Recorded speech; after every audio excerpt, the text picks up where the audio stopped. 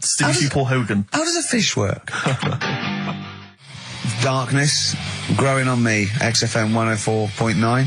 I'm Ricky Gervais, with me Steve Merchant and Karl Pilkington. I lost him, didn't I, in a little conversation? Yeah, you were talking about quantum physics, to be fair. Yeah, I was explaining what a black hole was, because we were talking like that as well last night. And just halfway through, he just went, yeah. And put his headphones on. Yeah. Brilliant. Yeah.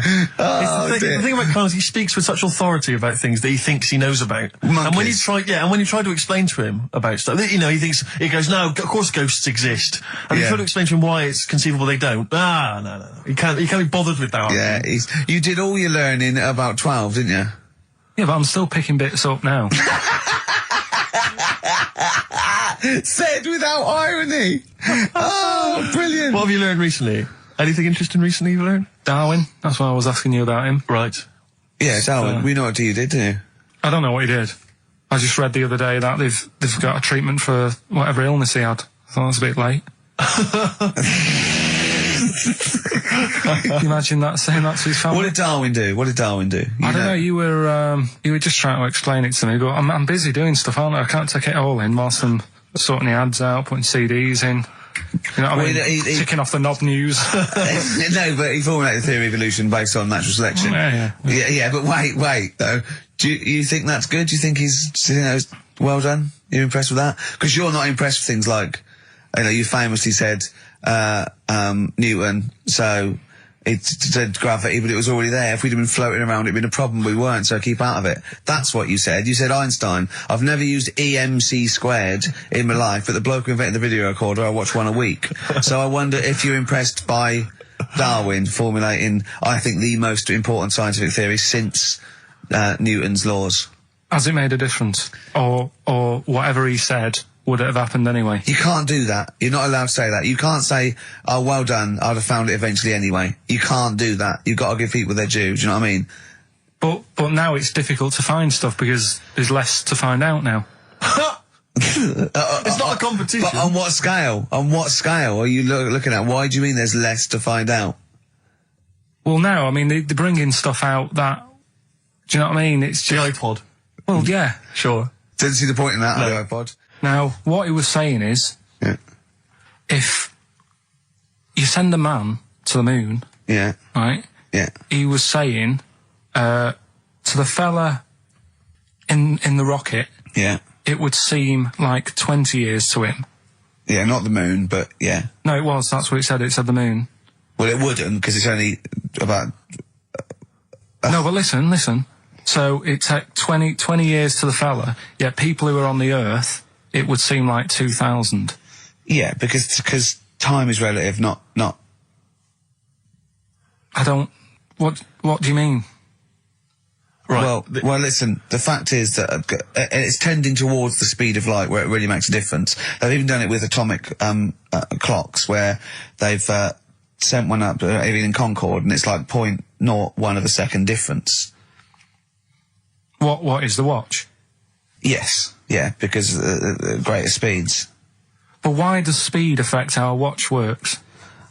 Right, I don't think this is a conversation... Look, speed is... Sorry, stop. Stop for a moment, Steve. Right. See what I've done? I don't think this is a conversation to be had on a Saturday afternoon on a radio show. But I'm just saying, though.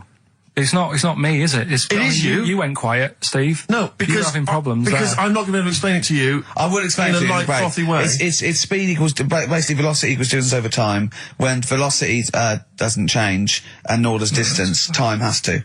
That's his theory. Yeah? Well, we just got... What's your point then, Karl? What's your point? I'm just saying...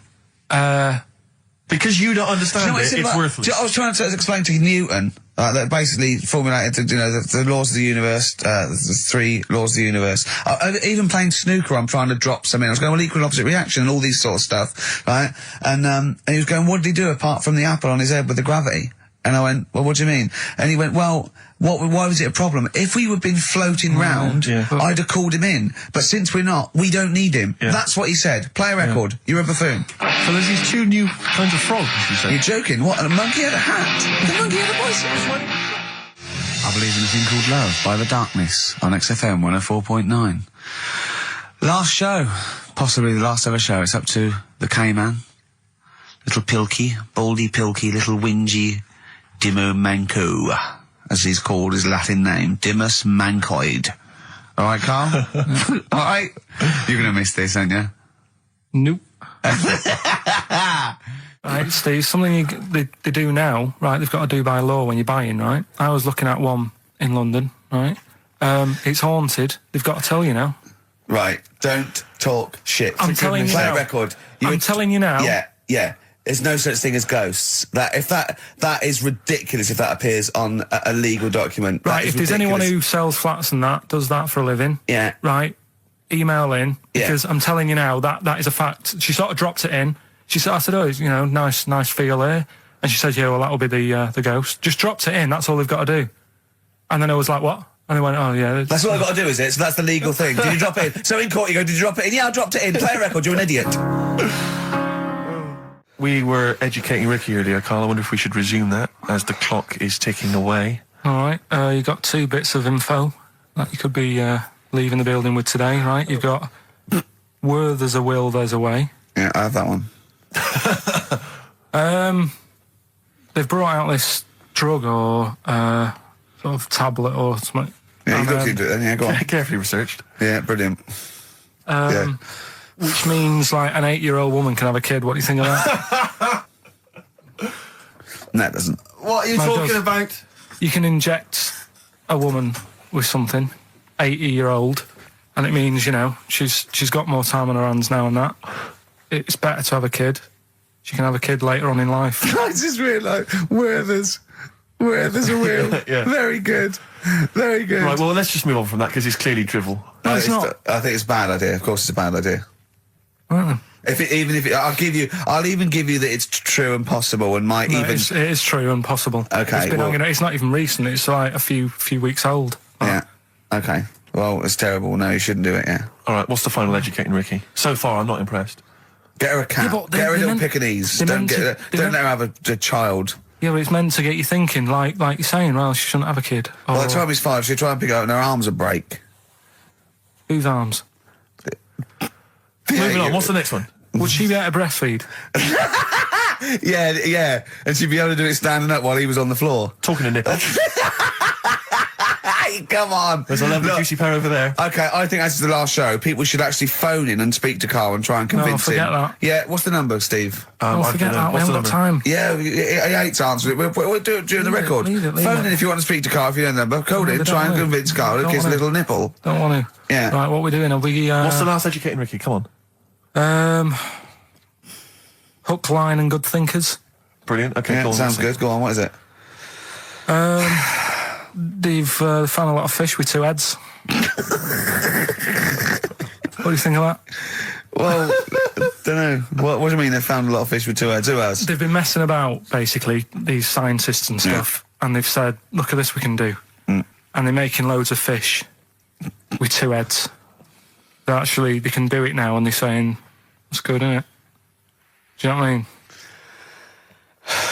All right, play a record then. Yeah, but what do you think? I think if they can do that to fish, they should try and do it to you, and then at least you'll have 2 brains to work with. Yeah. And we might... Arguing. I'd love you arguing with yourself. And you end up you're walking on the street, but you're just headbutting each other. Just cracking heads Imagine in the the squeezing fun you'd have for it. I wouldn't know what to do. I'd bang them together. It'd be like one of those kanakas you used to have at the playground on the string. I'd just whack them together. I hit your head on the window, didn't I, to see what the noise meant today, didn't I? Yeah. Just if I had 2 heads, right, would I be able to sort of do shifts? Do you know what I mean? Say if this is a start or something, they're trying it out with fish and that with 2 heads. You'd be 2 different people. You can't think like you're one. It doesn't make sense. If you had 2 heads, you'd have 2 brains. You'd have, you know. Well, that's all right. But say if we did the same job, well, we'd be doing the same job. Yeah, you could. So you could say, right, you work through the night. You'd take it in turns to do your job badly and moan about it. Yes, it'd be fine. He's giving it some serious thought. I know, yeah. And so's his other head. Yeah. But also, they're saying there's like a fish shortage, and I was wondering whether they're trying to make that better. Do you know what I mean? So yeah, it would. As the head is the bit you throw away, it'd be perfect. No, but when they do a head count like they do, that's what they do. They do like they count fish. They get fish. But okay, just end the line. 1, 2. I think you'll find we're 1, sir. Don't answer back. Rick, I should just point out that I feel... Don't answer back! Come on, I think Karl has a chance to win that, because if you get to Days Rockbusters, you go straight into the hat for the big draw, so you've still got a chance to win all those top prizes. Play a record. Bit of Monkeys. Yeah. Monkeys. Pleasant Valley Sunday. Alright, do you like that, Karl? It's alright, yeah. What's it about? Well, if you heard, it was a sort of description of, typical suburbia, isn't it? Here in status symbol land. It's a sly dig. When the monkeys get a bee in their bonnet about something, you better not... You do not want to be on the receiving end of that. Yeah. We've got a good song with a story later. Go on, what have we got? Don't want to tell you yet. All right. Now, is it as pitiful as last week's, where you somehow misheard that Eric Clapton song? What was the Eric Clapton song? Well, Wonderful Tonight, and he was convinced it was about a bloke in a wheelchair for no reason, no evidence at all, other than she's walking around with me. Yeah. Well, yeah, walking around with me. No. I walk into a room and everyone's head turns to look at her, which you didn't seem to helps him to bed. Is he drunk? Is there a few? Never mind. Yeah, well, you're totally wrong. Big day, Karl, though, isn't it? Because there's lots going on, and I know Karl's it's very, very important for him that he champions Live 8. I don't know what's going on. I don't know what... I am sick of it, to be honest. Sick of what? Just sick of reading about it. Sick of this Live 8 thing. Sick of it all. Brilliant. Fed up with it. What annoys you particularly? It's not only that today, though, is it? On the way in today, right, saw a gay fella on a bike. Weird? On a bike, rushing. What time did the gay march start? What time did they have to be? Why are you looking at me? I don't know. No, but he was rushing, left it late, so he'd had a late night again. So my point's right about him. What right? was your point about, just to people who've just tuned in? Well, the fact that they go out late, so they sort of have a nice night out from about 11:30. They're riding in the jeans at like half past 10. In their jeans. They're leather trousers. But anyway, right? So they're cutting the back out of their leather trousers about 10:30 at night. I'm on the way in, right, and I see one stressed out, rushing, right, on a racer, wearing high heels. Oh, I love you. He's 50's dad, isn't he? He's angry. He's just angry. If you're a gay fella and you're proud to be gay, but you also want to make poverty history, you don't know what to do today, do you? You're all racing all over the place. Must be murder. It seems a bit unfortunate that they've put them on the same day. Yeah. Well, you can get little leather studded wristbands that say make poverty history. Yeah. So you can join in on both parts. You can kill two birds at one stone. Yeah. But why is Live 8 stressing you out? It's for a good cause. You must have, I know we've discussed this in the past, and you don't really know what you're talking about. But I mean, maybe that's the problem. I'm just, I don't know. I mean, I could have told them ages ago that there was no way that they were going to pay it back. I knew that was going to happen. Doctors have removed a 4-pound baby boy from the stomach of his 7-year-old twin brother. Yeah. Alan Jan Niamatilev was born with the freak fetus growing inside him. For 7 years, it lived like a parasite until a school doctor became alarmed about Alan Jan's bulging tummy and took him to hospital. Surgeons who gave him a scan operated immediately, unaware that the baby was attached to the boy's blood vessels and still alive. They saved Alan Jan from certain death, but knew the 8-inch fetus was doomed. So there we are. Boy pregnant with his own twin brother by Barbara Davis. That was in the Mirror, apparently. So I've read on, and all the facts are right. They took him to school. The parents didn't realise. And that isn't even this week's Freak of the Week. I mean, that's you got that for free. You got that. You can have that. That's the free Freak of the Week. free freak. That's giveaway. That's like 13.5% extra. Yeah. You know what I mean? That you might get with hairspray or something. So that, I mean, if that's just the throwaway Freak of the Week, there are 2 Freaks of the Weeks there. If those 2 figure out, I can't wait to see what the actual Freak of the Week is that people are paying for. Is it incredible, Karl? I'll tell you what, something else you can have for free. Go on. Another sort of freaky thing, right? I was watching this programme in the week. Right? What? I don't know what it was. But it was about, I just saw this little fella on it, right? What do you mean, little fella? He was doing this history thing. Oh. Right? Yeah, I know what you mean. So, is this he's found out that a Viking was a bit like him? Yeah, that's it, yeah. He was boneless or something, or he's... well, that's the weird thing. What do you think of that, Steve? He's what? He's boneless? No, he was called Harry the Boneless or something. Yeah, but you know what you're going to get there, don't you? That's what I mean. Always have a name, Elephant Man, you know. Harry the Boneless. Where is he? You know what I mean? I'm meeting someone, waiter, what's his name? He's called Harry the Boneless. He's over there flapping around. Yeah. He's over there in the bucket, having noodles. That's what I mean. But, do you reckon you could do that? Do you reckon you could have your bones taken out? I love talking to him! He's brilliant, it's like talking to a 5-year-old. I was asking Suzanne when she was watching it, and she was like, ask me later. Yeah, brilliant. She wanted to know about, What did you said? You were watching this programme about history, right? About Vikings. Like you turned to your girlfriend and said, do you reckon you could have your bones taken out? Yeah. I love that. I mean, that is why you are my favourite. What do you mean you think you can have your bones taken out? Firstly, why would you have your bones taken out? If you've only got a small flat or something, and there isn't much room. Yeah. Right? And what I mean is, would all your organs still do the stuff? No, they wouldn't. You'd just be mush. Listen, I'll teach you something now, right? The skeleton, right? SPAM. Yeah? Support, movement, anchorage. No, support, protection, anchorage, movement. SPAM. That's what the bones do. Yeah? You couldn't stand up. You wouldn't be protected because they protect his rib cage, skull, of course. Anchorage, everything holds onto it. Every muscle is tethered to pull against something, like a crane, a pulley system, so you wouldn't be able to move at all. Do you know what I mean? So you'd be in a bucket. There'd be nothing, well, you'd die immediately, obviously. No, you can't have your bones taken out, Karl. I mean, why do you need to ask that question? Sorry, but Boneless Bob, or whatever his name was. Harry the Boneless. he presumably didn't have any bones. I mean, that's why he had that name, obviously. No, he did. No, he's got the name. Yeah, exactly. Freak of the Week's coming up now. Oh, cheeky. Freak of the Week. Right, well, we've had some interesting things we've been looking at. This week, it's about the strangest couple that ever got married.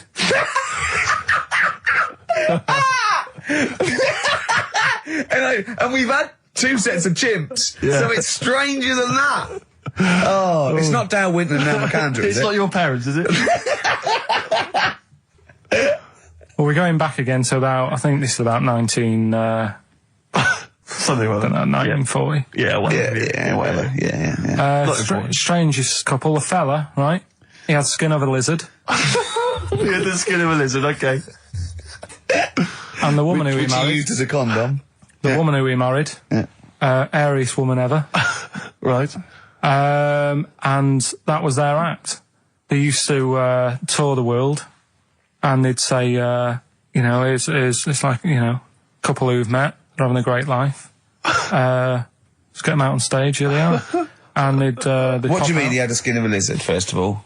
That's what he said. He had some sort of some illness. So he was called Lizard Man, and you like that because it was good description. I thought that's good. Hello, we booked a table for 2. Who are you meeting? I'm meeting Lizard Man. Oh, he's over there. Yeah. You know he is, right? Yeah. I'm meeting the hairiest woman in the world. She's over there. Yeah. Yeah. So what did they do for their act? Now, bear in mind that we had some Siamese twins last week, and their act was having a bath. Yeah. So I hope it's an improvement on that. What did Lizard Man? He came out and ate some flies, did he?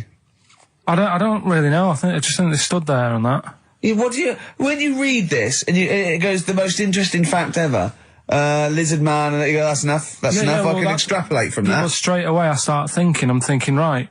I wonder if they got the wedding photos. Right? And then, like you said, that they had a kid. Oh, what would that be like? Exactly. It'd be like an ostrich, wouldn't it? It would sort of like... That's what I was thinking. What did you think it would come out like, the baby? I didn't think what that looked like. I just was thinking, parents' evening. Do you know what I mean? You wouldn't want them coming up to the school, would you? So little Johnny, who starts off relatively normal, he's quite good at, he's good at nature, isn't he?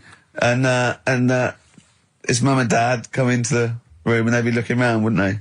Well, it's always like that thing at school when, like, you find out your mate's mum and dad are really old. Right, Have you ever seen that? Yeah. When you go, your gran and granddad bought you?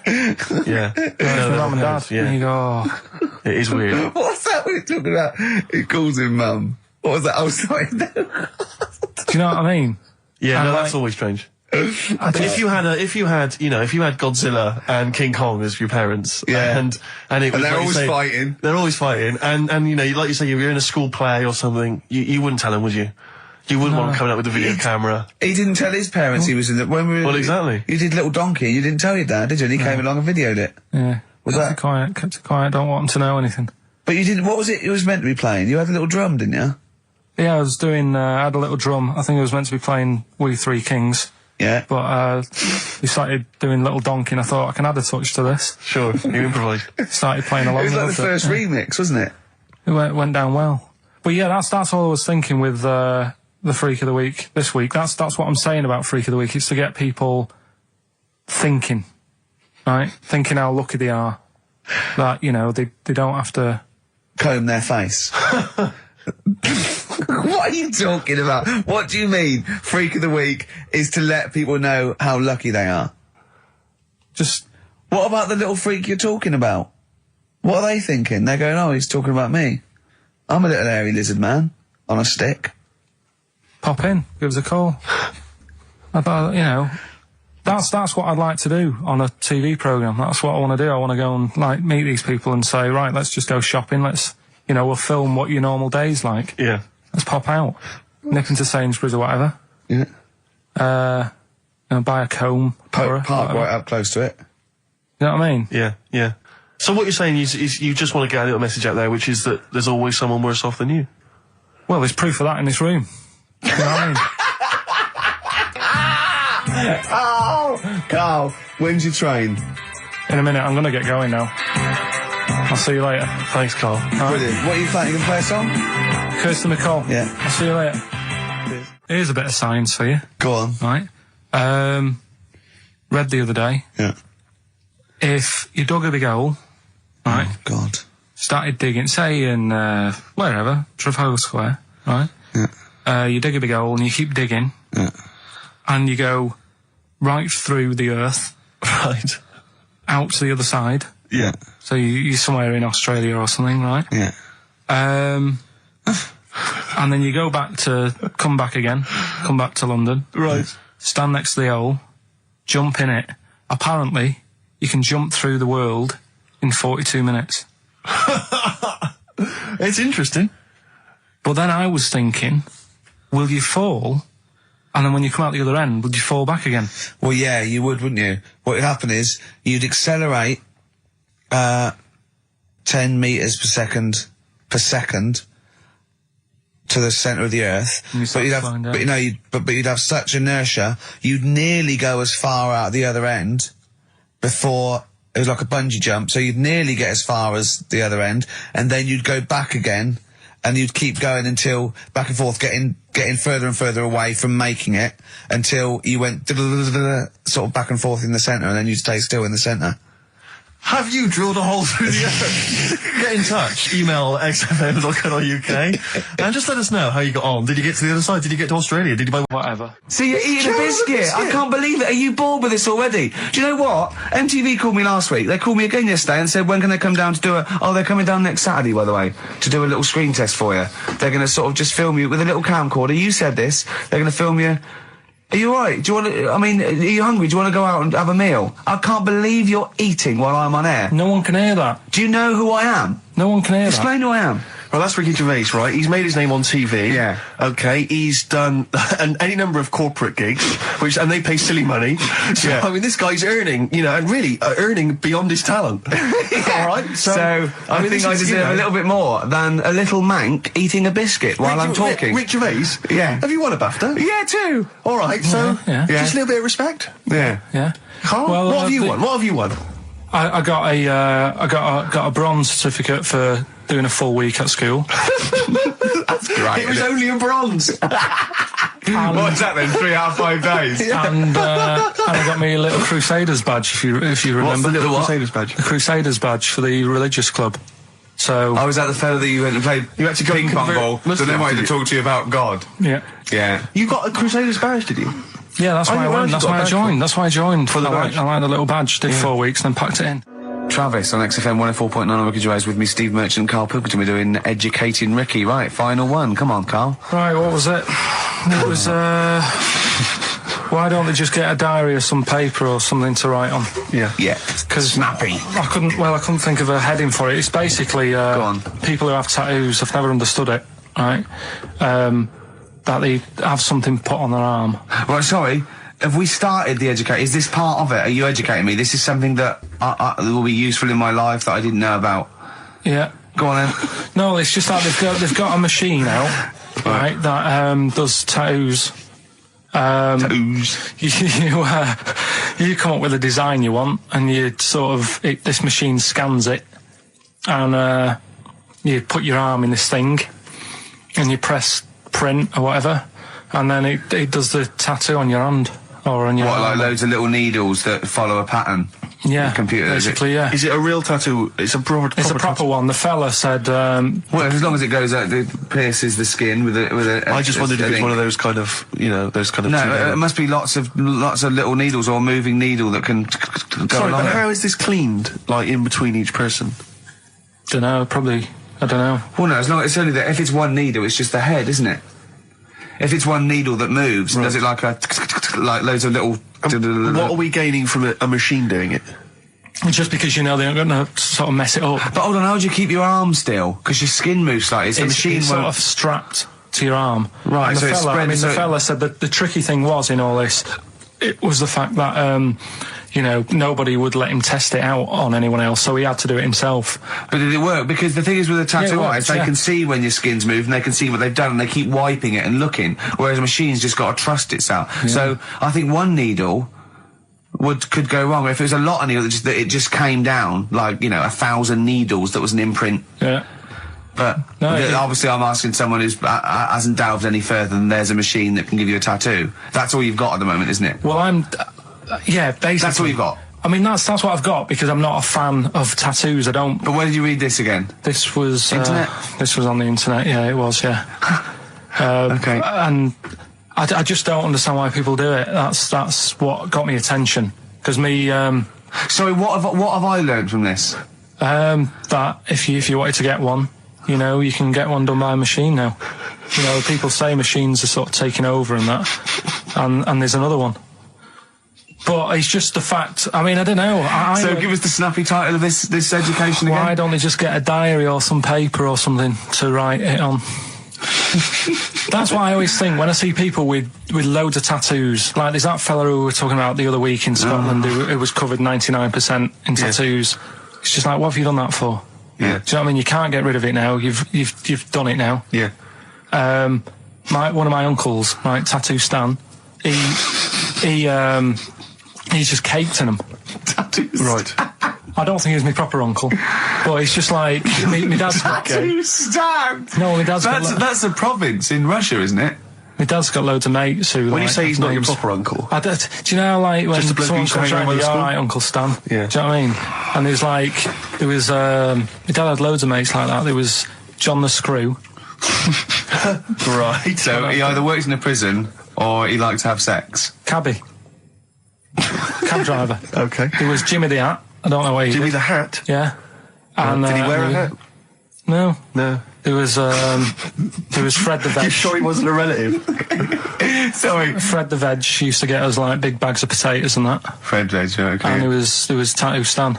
Right. And he was just caked in them. And I used to always look at him thinking, why have you done that? I must have only been like, 6 I or suppose 7. if you're born with a name like Tattoo Stan, exactly, you're destined, aren't you? Were really? they like a 1950s gang? I'm worried about doing a bank job. What was his name? The Hat? What was his name? Jimmy the Hat. I'm worried about Jimmy the Hat. Yeah. Not having a hat. I don't understand it. Are you sure he didn't have a hat? Not when I met him. Did he ever wear a hat? I didn't see him that much. Do you think it was a joke, like, when your mate's sort of like, 8 foot and huge, you call him Little John or Tiny? Do you think the fact that he never wore a hat? Yeah, they went, hold on, I've noticed something about Jim. Go on. No hat. And I go, oh, true, let's call him Jim the Hat. Jimmy the Hat, yeah. But my Uncle Stan, he had like loads of them. He did them himself. Oh dear! And it was always that thing. God. What was it? Things like he had like the cross cut here, made in Britain, and if you're going to do them yourself, I'd say at least make sure you're sort of a good drawer. Yeah. And don't do it in the mirror so it comes out backwards. Well, that was the other thing. But, like, I remember he did, names are alright. He had, like, all his kids' names down his arm. And, what are they called? Yeah. Oh, God, it's... Tattoo Stan Jr. Yeah. And, Paul shits to bed. I'm trying to... Oh, Wabbai Kate. Yeah. But he had... Frankie never amounts to anything. Oh, God. So he had, like, Johnny, I don't think he's mine.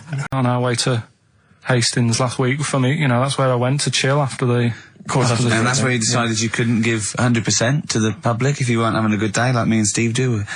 Come rain or shine on a tin pot radio station that really doesn't, keep me in frappuccinos these days. But we'll say once again on air, this is official, and this is not to put pressure on you, that me and Steve are going away for a couple of months on the 16th of August to do the office special, and if Karl doesn't come back, nor will we, because I see it as a three-way thing, and that's the truth. Rick, you've said that a couple of times now, as though you're expecting a flood of emails and calls. Nothing. No, I'm just trying to get in pressure because I know for a fact that they want us to come back, and I know. I think maybe not the listeners though. No, the listeners don't care. They don't care. Couldn't give it. They don't care who stands in. Do you know what I mean? Instantly, what frequency is Magic? It's 105.4. Worth checking out because I had a great. Heart is 106.2. I think. Virgin's 105. Bloody good station. What is that? 105.8. Yeah. Which is check press good for details, but it takes him out of his sort of stupid, doesn't it? Now that's three things to press, but you've only got two hands, so. Wow. Yeah, I know. God, what would I do? I'd have. Hold on. So I could have the thumb of my right hand. Pop that up his arse. I'd have probably my index finger of my left hand on his knob. How would I press his testicles? What would I use? I'd have to use some other part. Shall we try it? Yeah, let's go around there. Let's have out. Look, come on. What? I just think it's time to have a little kiss. No, you've done so well. I've already had a little... What happened, Karl? He loves it. I'm just going to give you a little kiss. Just for the webcam. Right, hurry up then. All right, on the lips. No. Come on. Oh, God. I love it because he hates it so much. You wouldn't get that radio on. But it means I could have kissed Chris Moyles. What? I could have kissed Chris Moyles on Radio 1. Milesy. Give Milesy a little kiss for all his good work. Do you enjoy that? Yeah, it's good, yeah. What happened to Chris Moyles' show? Is he not on anymore? On TV? Yeah. No. Turns out he was too fat and talentless. Yeah, Hastings. Yeah. It's alright, yeah. What's there? Not much. It's just one of them Is there places... a beach? Yeah, it's good. I think that's what's good about it. Nobody knows, right? Because last weekend it was roasting and you saw pictures of Brighton and it was heaving. Yeah. Right? Hastings, hardly anyone there. And yeah, it's got a nice little beach. Yeah. Sand? Sandy No, beach? pebbles. Well, that's alright, isn't it? You don't want the sand. Why does he want sand? What do you want sand? A little bit, don't it? It's a murder building a sandcastle. No, you just sit there. You can't walk on pebbles, can you? It's, well, it's all kind of, it's sort of a bit, dodgy underfoot. It's alright. The only annoying thing is, right, it's one of them places that it's great to visit for a day. Yeah. But I wonder how people who live there get by. Why? Because all the shops are like them things that you go in and it's like a little pebble with a pebble stuck on the top and it says Hastings on it. Yeah. So every shop does that. If you want bread and milk, You're done for. It's murder. Yeah. There must be a supermarket. I didn't see any. Seriously, it's all novelty things like that. Yeah. And then when I got back into London... Their houses. Yeah. Right. Just covered in pebbles and, seashells and stuff. The funny thing is, right, it's the first time I sort of noticed somewhere like that when you go, what do you do if you just want some Brillo pads or whatever? I'm walking in London... Never concerned me, that. Never needed Brillo pads in my life. No, but you know what I mean, the sort of things that... Yeah. It's a bit tricky to find, but in London, you've got the coverage. Yeah. Now, the weird thing is, I was walking home from... We had a drink the other night, right? Yeah. Walking down the road, and there was a shop that just sold, in London, chess pieces. Yeah. Is that the one on Great Portland Street? Round the corner from it. Yeah. Yeah. Well, I think that's mental. I remember being in Brighton once and seeing a shop, and all it sold was the foam you put inside cushions. Yeah, there's one of those at Pentonville Road. But I don't know who opens a shop like that. I know where these things are. There's a hole in the market. Yeah. What was that shop we walked past yesterday? And it was like something really, really... chef uniform shop. Yeah. It's Dundee Street. Yeah. I'll tell you what, I opened a chef uniform. Mainly sort of check trousers and white hats. But there must be a lot of chefs around. I'm eating all the time. Someone's making the food. Yeah. The funny thing is, on the chess shop, right, they mustn't have been doing that well. And someone must have, the bosses must have been sat there going, not really working this, is it? Yeah, right? People only buy one chess set in their life. Yes. Right. Yeah, but the funny thing is, on the door, it's just said, come in and browse. Which I thought was odd. Did you? No, it was shut. Right? but the funny thing is, right, so you can imagine them sat there going, oh, it's not doing that well. And it's changed. They've actually changed the name of the shop now. Yeah. And now it says chess and bridge. Right, they've had to expand. So they've opened it up a little bit. Yeah. Yeah. But still. What do you buy for bridge, if not I don't know. cards? I don't know. I don't know, I don't play bridge, but I don't know, I don't think you need a lot of stuff for bridge, except a pack of cards. I remember going... a table. When I was on... 3 friends. On holiday once in Devon, past a shop. I don't know, if you ever need it, if you ever need an antique marionette, let me know, 'cause I know where there's a shop. Okay, yeah. Antique marionettes! I know. Again, you only need one, unless you're a collector. I want to know who goes into this business. Well, son, what are you doing? Going to university to do law, father. Well, there's a factory there that makes the little plastic bits that goes on the end of chair legs. Do you want to take it over from me? We're not ready, no. It's all set up. Yeah. It's all set up. Oh, God. All right, Dad, but just for a couple of years. Someone's got to make them. Someone's got to make the little plastic bits that go on the end of chairs. Well, if you make them, call us on 123497734. Weird though, innit? Weird though, innit? Right, listen, songs of phrase answers next. We'll go out of the way. I'll tell you what, play it once more so that people have got a chance to actually enter. Hang on, keep talking. Oh, I can't be Should be ready, Carl. This is terrible. Here we go. From... Right. That is the well-known phrase, Daddy's never gonna stop robbing telephone box. The well-known phrase. And we're looking for the songs, I think. I don't care. All right. Libertines on XFM 104.9. I'm Ricky Gervais, with me Steve Merchant. Over there is Karl Cayman Pilkers. I'd be great for Heart. You really would. Wouldn't I? You really Virgin, I'd probably. BBC Radio 2 would be my first. All one. Late night one would be good. All good stations, all professional stations. Yeah, 4 weeks to go. 4 weeks to go before we may give up or we may come back. Who knows? It's all up to Karl Cayman Pilkoids.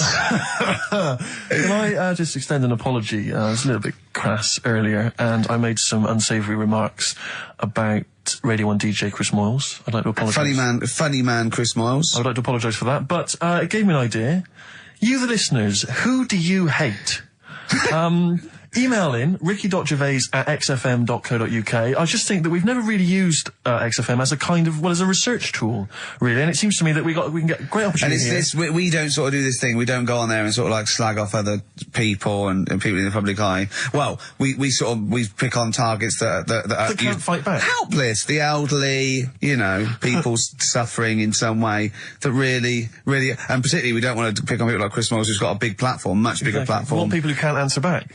Yeah, so, who do you hate? That's us. Who do you hate? I don't want people you went to school with or your boss. Do you know what I hate, Steve? Who do you hate, Rick? Right, my top 3, just in the top 3, would be Hitler, Mussolini, and General Pinochet. Really? No, probably Moylesy, Harry Potter and Jamie Oliver. Nice. But what are your top 3? Now, don't make them comical, don't make them... These are the people that wind you up. When you see them on TV, if you hear them on the radio, if you see them in a magazine, they just... they make your kind of blood boil. It might be us. It could be us. I'm expecting that. We know that... we're not stupid. We could take it as read that it's us. Yeah. And then if anyone other let's assume it's us, so we want other people. Yeah. But I want to draw up the top 5 people. I don't want to hear things like Tony Blair and Jeffrey Archer and fascism. No. Just people who make your flesh crawl for no fault of their own.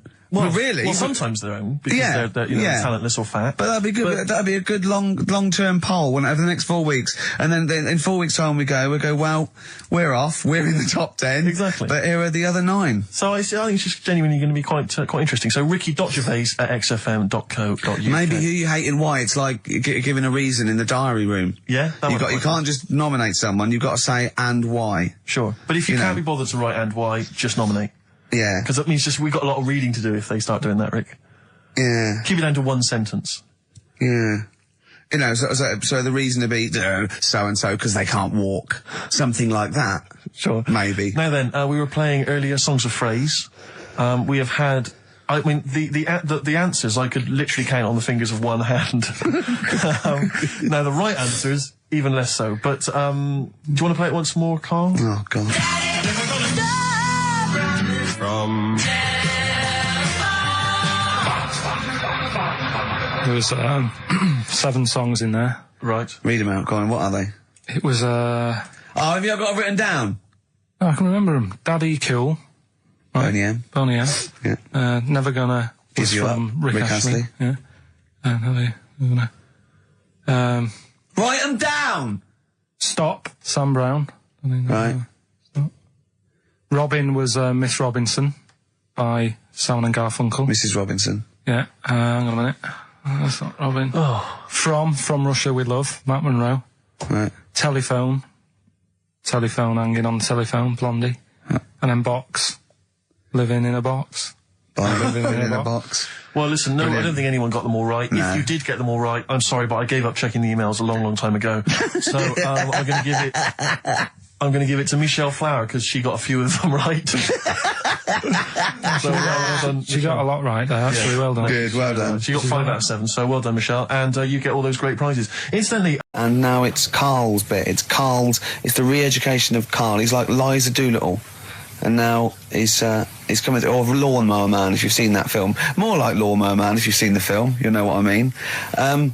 And his homework was to just study quotes, really, on happiness and stuff and general well-being. He's not a big happiness quote fan, are you, Karl?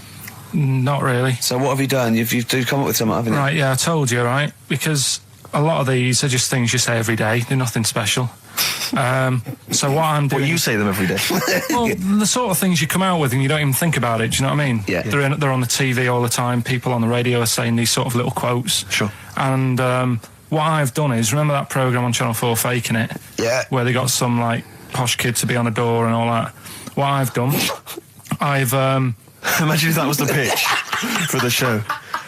Dear Channel 4, you're just going to get a posh kid on a door or something? Yeah, Yours sincerely, Karl. Come in. Yeah. TV producer. Yeah, go on. So, what I've done, this little book of quotes, happiness quotes, I've picked 2 that are real.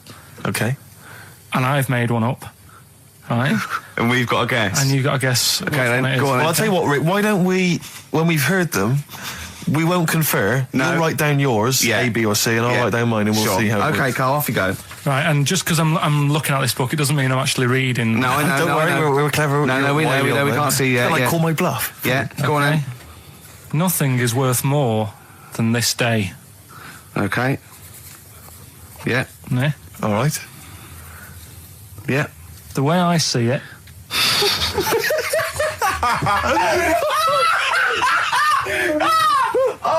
Oh God, my head's gonna burst. No, hang on. My head's gonna burst. No, Hang on. this might not be Karl's. Oh, it might not be. How do you know I haven't tweaked them a little bit? Yeah, good Okay, point. fair Good enough. point. No, good point. The way I see it, if you want the rainbow, you got to put up with the rain. Yeah. Okay. All right? All right, yeah. Okay, hang on. It's not, yeah. Come on. Cat food. Cat food, come on. It stinks a bit. But if you don't put up with the smell, the little kitten will die. Steve, I don't know what to say. I don't know what to say. Imagine this in faking it. Imagine their faces when he says that, and they're going, "Oh my God." Oh. Karl, play a song, mate. We'll have to confer on this one. Well, that's just amazing, Karl. Just read them again. Two were real, one was fake. Go on in. Right. First one. Nothing is worth more than this day. Excellent. Next one. What does that mean? Well, cherish now, cherish your time. Okay. Because you can't get it back, and you know that's the way I saw it. Carpe diem, whatever it is, seize the day and all that. Okay. If you want the rainbow, you've got to put up with the rain. Yeah, of course. Yeah, rough with the smooth. You know, it's not all plain sailing, but you know, rainbow's beautiful, but it comes because of the rain, which you might not like. So make the most of everything, and good. Cat food doesn't smell good. But if you don't put up with it, then the little kitten will die. Right, now, Karl, that is a good effort. Now, that one's yours. I mean, obviously, right? Right, no, but it's a good effort, right? I mean, it slipped seamlessly into the others. Yeah. Don't think it didn't. No, but it's good. I mean, we knew it was that one. But what I will say is, it's good, but what you don't know, maybe subconsciously, is, I mean, it's very similar to the putting up with the rain and the rainbow. But that's good. Why do you think that? Well... What does mine mean? Well, even though it smells bad, it's good for something. Right, so I didn't look at it like that. What did you look at? I kind of thought... Was yours more specifically about cat food, generally? Because, you know, normally it's an analogy. Yeah, or a metaphor for something, you know. Well, no, the way I mean, Dolly Parton, who I think did the rainbow rain thing, she wasn't specifically concerned about weather conditions. No. It was a sort of general idea. Yeah, it was all about life. Yeah. Well, that's what I've done. Go on. I've used an everyday thing. Yeah. And put it with today's problems, right? Go on. So, like, my girlfriend, she might like to go shopping for clothes. I hate it. Right. But because I love her, I put up with it. Ah, that's nice. Yeah? Yeah. So, you love that little kitten. You can't stand the smell of the stuff you got to feed it. But because you love it, you go, well, you know, I'll put up with this just for a few minutes and then I can, like, squeeze its head later and give it a little... Sorry? Squeeze its little head. No, yeah, well, that's just the thing that I do with cats. Put it in a bag and drown it in a lake. I can feed it and then I can throw it against the wall. Exactly. So you didn't see it like that, did you? No, that's very good. So it's about love, is it? It's about putting up with the bad things for something you love. Yeah. Well, that's nice. But Karl, you seem now to be convinced and rather smug that you've tricked us and that you've fooled us and that we didn't understand it. Well, I say that's your fault, not ours. No, it's not, though. I mean, look, that man in Forrest Gump, he was a bit of a nutter. And he came up with the life is a box of chocolates thing. Yeah. Now, if that was in this book, you say, oh, yeah, brilliant, you know, good bit of work. But if he was sat here doing the show with you, you'd be taking the mickey out of him. Sometimes I feel he is. No, but, Karl, I could, in fact, if people are out there, we're too lazy, could you write down everything Karl's ever said? Because I think we could publish that. Yeah. He said one today, he saw my salamander, it's not you. The ancient Babylonians had What? And just stop you there. What's a Babylonian? My head's gonna burst. What do you mean, what's a Babylonian? I've never heard of one. No, but we'll work out, what's an Evertonian? Someone who supports Everton. Well, or from? From Liverpool. Yeah, so what's a Babylonian? It's from Baba. Yeah, well, anyway, some people from Baba, ancient Baba, they didn't have very many doctors in those days, all right? Because they felt that illnesses should be left to the wisdom of the public, right? So if you were sick, okay, you were placed in the city centre, right? And then a passerby... Outside Baba. Outside Baba.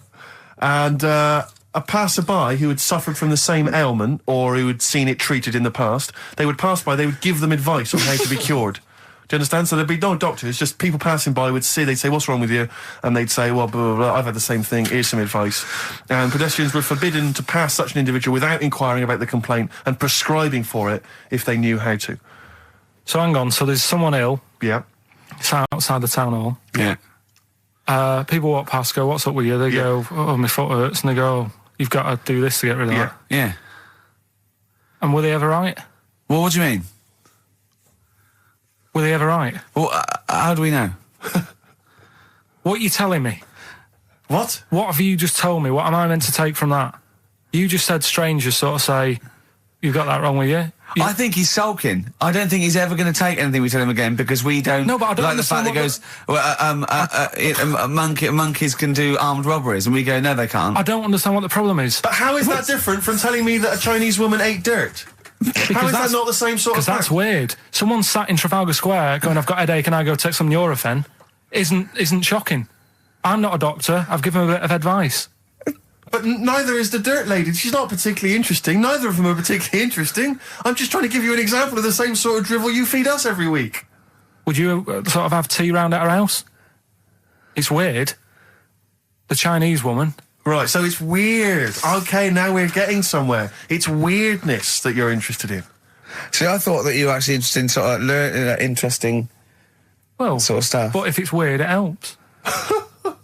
If it's weird, it helps. Yeah. Well, obviously that baby who had the kid who had a baby. What was going on there, Karl? That was weird. Did you see that? Yeah, that was going to be your favourite programme, wasn't it? Yeah, it wasn't that good in the end. Why? You told us about this story ages ago, didn't you? Ages ago. I told you about a year ago about a baby that had a baby. Yeah, a bit different, the baby that had a baby, isn't it? Whereas a Siamese twin with a breech actually just, developed inside him for, it wasn't even developing. It was a twin stillborn that just was enveloped in the other one's body. So it's a little bit different to a baby what had a baby, isn't it? Yeah. Actually disappointed he was. Do you know what he said to me? He went, well, I thought it was going to come out. And go, oh, bloody hell, I'm 7. What a waste of my life. Like he'd been in there going, oh, hello? Hello? I'm 7. Idiot. Yeah. Yeah, a bit disappointing. But there was a programme on after that, right? At 10 o'clock on Discovery, and I haven't got Discovery. Oh, right. It was about... Good? Oh, I didn't see it. This is it. I was going to say to people, if they've got a copy of it on tape, if they can send it in. What was it? About a baby with 4 legs. Right. That was on... At 10 on... It wasn't a puppy? No.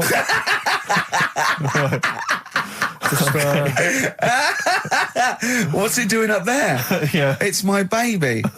Oh, is it, Mum? All right, then, fine. Yeah. It's got 4 legs, yes. Yeah. Sometimes they do have Look, 4 legs. Dad's gone, he's never coming back, you've got to get over it. So, if anyone's got a baby. Send it in. Oh, right, dear. okay, Send it in. So you want to take with a baby with 4 legs. You're going to be disappointed again. It's not going to be like a baby with 4 legs who's running up the curtains. You know what I mean? It's not going to be that. It's probably going to be 2 legs and then 2 sort of like floppy appendages. You know what I mean? They're not going to be brilliant. It's not going to be like Jake the Peg. You're going to be disappointed. Funny you say that, actually, because in a survey, it came up this week. It's quite extensive. Mancunians take more sick days than anyone else. Mancunians take more sick days than workers in any other city in Britain and Ireland, according to Manchester-based employment firm. Survey by Peninsula found employees in Manchester take 11 sick days per year, whereas closest rivals Edinburgh and Dublin take an average of 9. Liverpool, Newcastle, Birmingham, Cardiff only 8. Is Reading mentioned there? Or no, it's not even in there. They don't take days off. London is only 7. So the point is, I mean, I don't know you can take anything from it, but if you were an employer and you had a Mancunian and a Liverpudlian and they were equal on everything else, but you really couldn't afford them to be away, Liverpudlian's going to probably be away for 8 days. Sure. The Manx going to be away for 11, phoning in sick. And so what can you? I mean, just analysing the data there. What would you extrapolate from that? I really don't know. I mean, call in if you've got any clues, or email us in if you've got any. I don't know why they. I think maybe. I don't know. Mancunians. I don't really know many people from Manchester. Well, I only know one, but I know he was off sick because he put on wet trousers and he got a cold, I think. Yeah. Well, he just said he couldn't come in for. Yeah. He left early as well once. Yeah. But I don't know. I mean, that's the survey. I don't know. I mean, it's evidence because it's statistics. So there you go. It's guaranteed evidence that's proof. Any thoughts on that, Ricky.Gervais at xfm.co.uk? I mean, oddly enough, you're from Manchester, Karl. Yeah, I am, yeah. What are your thoughts on that? On what, sorry? No, on the survey. Oh, wasn't really listening. Sure. Well, Mancunians take off more sick days. They call in sick. I mean, presumably spuriously. Yeah. I mean, because they've got the same body. They're biologically the same, so... they're obviously making up their life. Yeah, some of the days. Maybe just the 3 extra they're making up. Yeah, they're moaning. Probably because we work a lot harder than the others, so we're tired, so you're sick, so you need time off. Probably. Seems unlikely. I mean, the Scousers, to be honest, take them on, let them work in your office. But you know how many computers are going to go missing? Right, that... So offensive. Is offensive. Right. This is a survey that proved. You just made that up. You just carried on the myth that Liverpudlians thieve. Now that's not true. That is not true. Well, it's not. Well, some of them do. There's been no survey that you're more likely to thieve if you're from Liverpool than if you're in Manchester. So that hasn't been proven yet. So all I've got is the evidence from a survey of, I think, 3,500 people.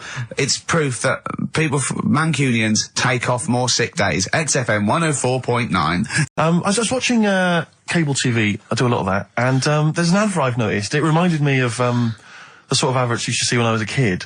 It's one of those attempts to kind of educate young people. but doing it in it's on MTV, but it's one of those things where it's clearly been made by people who are in their mid-40s. Who have never been cool.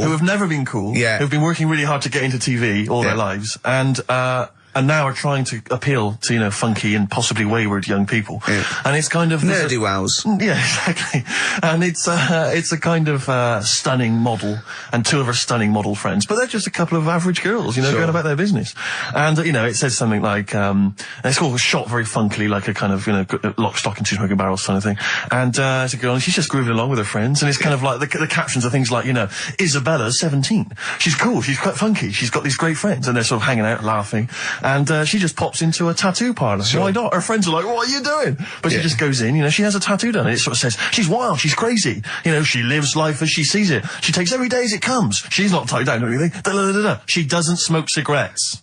Yeah. So it just says, don't smoke cigarettes. If you think she's cool. If you think all this is cool, then you probably won't want to smoke cigarettes. Exactly. If you want to be cool, then like Isabella or whatever. Except the thing with that is that people watching that, the youth watching that will go, well, Bill at my school, he smokes and he's cool. Exactly. Yeah. Well, this is the problem with it. Yeah. It's not that the impulse is wrong. The message is fine. It's just this thing, I can't imagine those things ever working with young people. No. With youths. It's like when you know, what was it? What it will do is that you'll get a lot of 13 and 14-year-olds sneaking out and getting a tattoo. Exactly. So the parents be going, I'd rather she smoked. Exactly. She might give that up sometimes. That's her life. She's got a spider's web on her face now for the rest of her life. Yeah, exactly. Yeah. But it's like, you remember that thing when they tried to get young people to vote?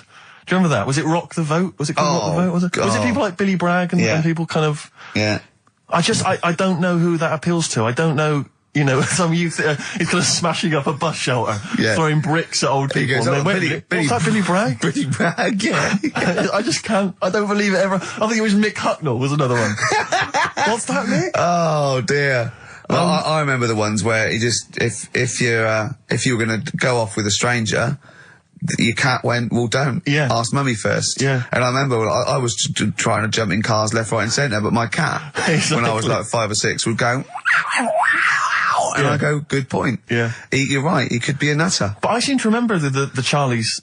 The Charlie Says. It was Charlie Says, wasn't it? Yeah. Charlie Says. Charlie Says. I always find them really unnerving. He lived in that really eerie kind of world where you never really saw anyone. Yeah, but it was very kind of, it was very eerie. It wasn't a very kind of comforting world. They hadn't spent a lot of money on the cartoon. No. But it was, I always got the sense with him that he was probably really quite lonely. But I like the fact is that he had a cat. Mummy was so pleased, but by the time I came out, they'd gone off and I missed the picnic. But Mummy was so pleased that I'd asked her. She gave me an apple. No, I think Charlie got something he liked. He gets a fish, right? I was thinking, an apple? No, I seem to remember it being that... I'll get an apple anyway, get me some sweets. Yeah, or a tattoo. I always thought it was a con when your parents got you some clothes you needed for Christmas.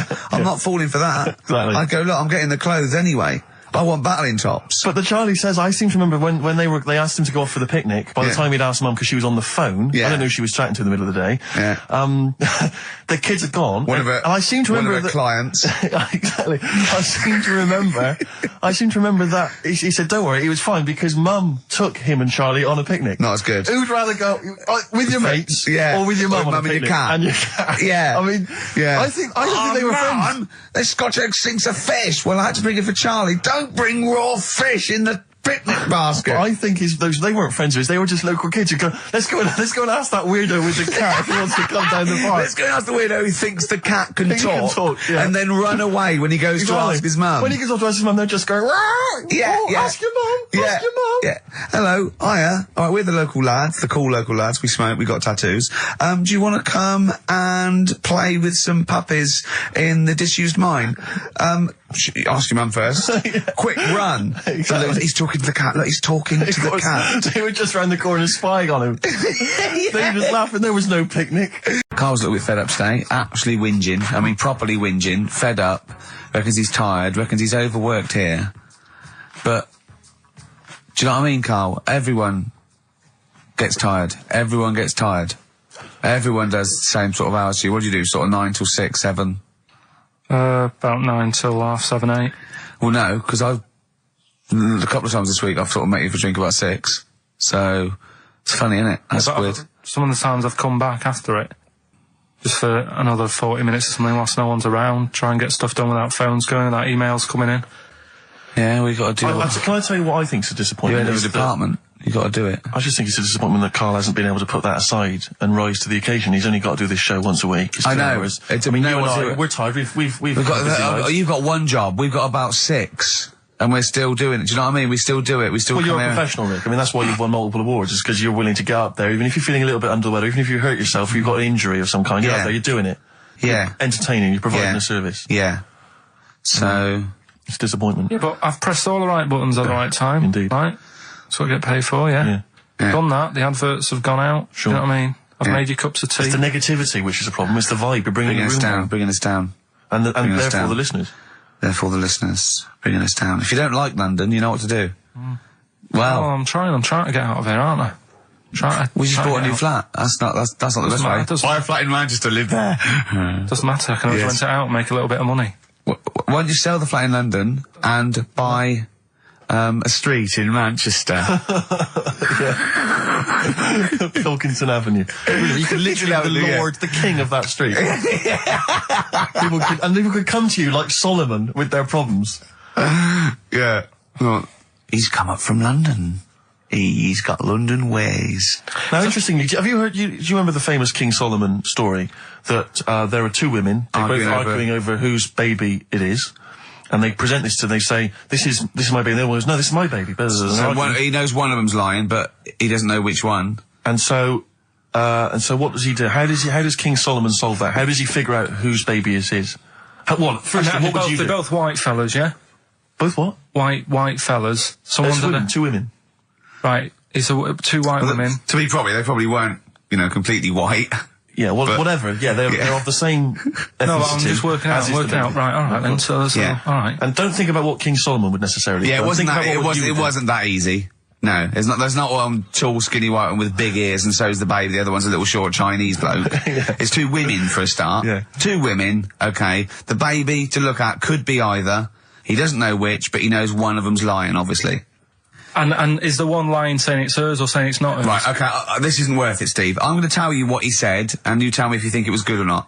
He says, well, then what we do is, as King, he said, what we do is, I'll take a sword, I'll cut the baby into 2, and you can have half each. And one of the women says, no, don't do that. And one of them says, yeah, that's fair. Right. Do you see? So which one was it?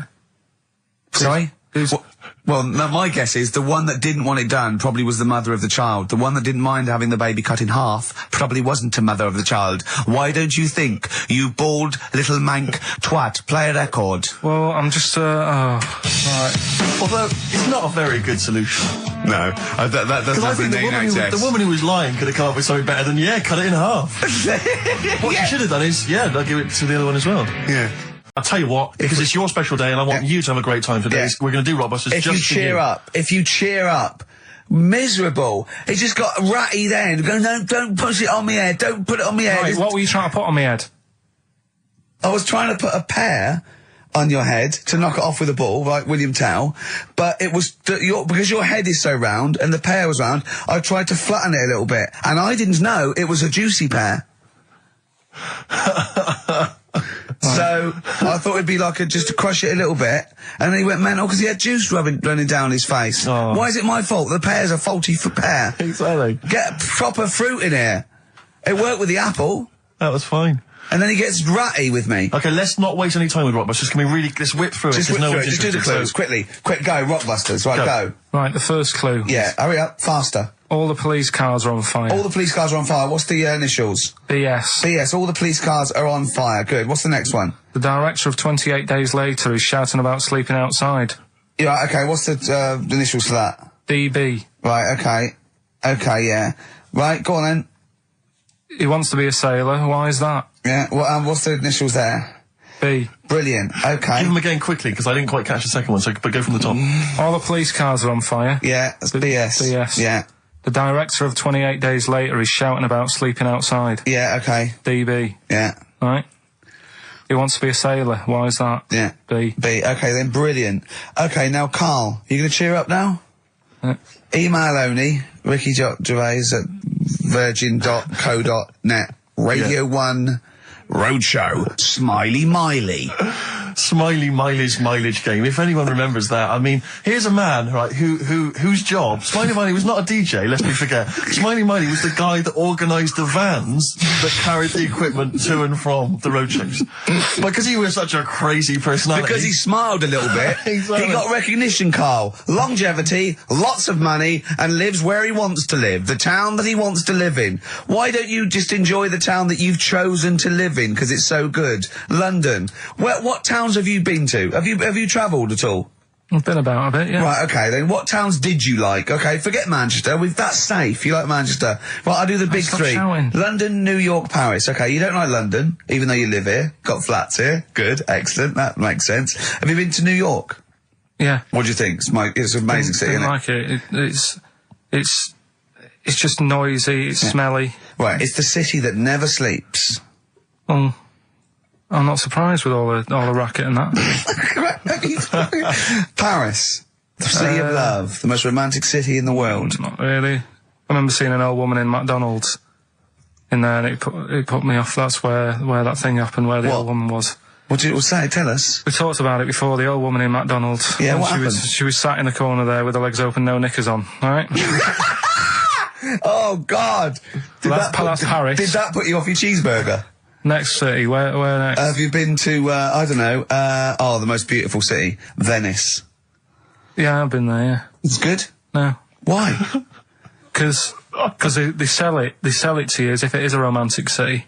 Where did you see it sold? No, I saw it on, when I was growing up, right? Remember 3-2-1 with Ted Rogers? Yeah, of course. It used to be one of the star prizes on there. Right. And they'd say, let's show you the video, let's see what you're going to, let's see where you're going to be loving it for a couple of weeks. And they'd show you this scene of, like, the gondolas and all the city lit up at night. Like a man and woman sat on a boat, loving it and stuff. Yeah. I went there, bin bags everywhere.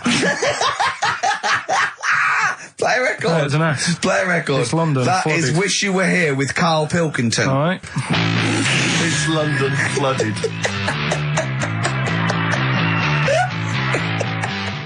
Black Rebel Motorcycle Club. Stop. On XFM. Karl's back. He's cheering up a little bit. Because I think he's vented his spleen a little bit on cities around the world that aren't as good as Manchester. So, is any of your family left in Manchester? Because they all moved away, didn't they? You came here. Your dad's moved to Wales, for Christ's sake. Well, your family are all around the... Brother joined the army. Get anywhere. Just take me anywhere. I don't know where he is. His sister's moved away, so no Ireland. one... Yeah, there you go, you see? So, that's just one family. That's one family who love Manchester. Exactly. Alright? Tell you what, Steve. Go on. I did find out in the week. Yeah. World record, right? Person with the longest trump. With the longest what? Wind. Fart. Right. Right? 2 minutes 42 is the world record. Okay. Right? Well, I'm immediately thinking about a relative of yours who I'm sure did longer than that. Who still lives in Manchester. Auntie Nora. Now, Auntie Nora did it for Reportedly, 5 minutes, wasn't it? Star fight for 5 minutes. But, unfortunately, she was the only person in the room. Whereas I think, which one's alive, Ross or Norris McWhirter? I don't know, actually. He has to be there. Yeah, I think he actually has to be He'd have present. to be there. Would you want to be there? Well, he'd have sort of equipment, looking at his watch, going, finish, you go, yeah, he goes, well, that was 4 minutes, Did she go from like a size 10 to a size 6? Did Did she show some old dresses? like a hovercraft. Exactly. In a big dress. Yeah, Just slightly off. Yeah.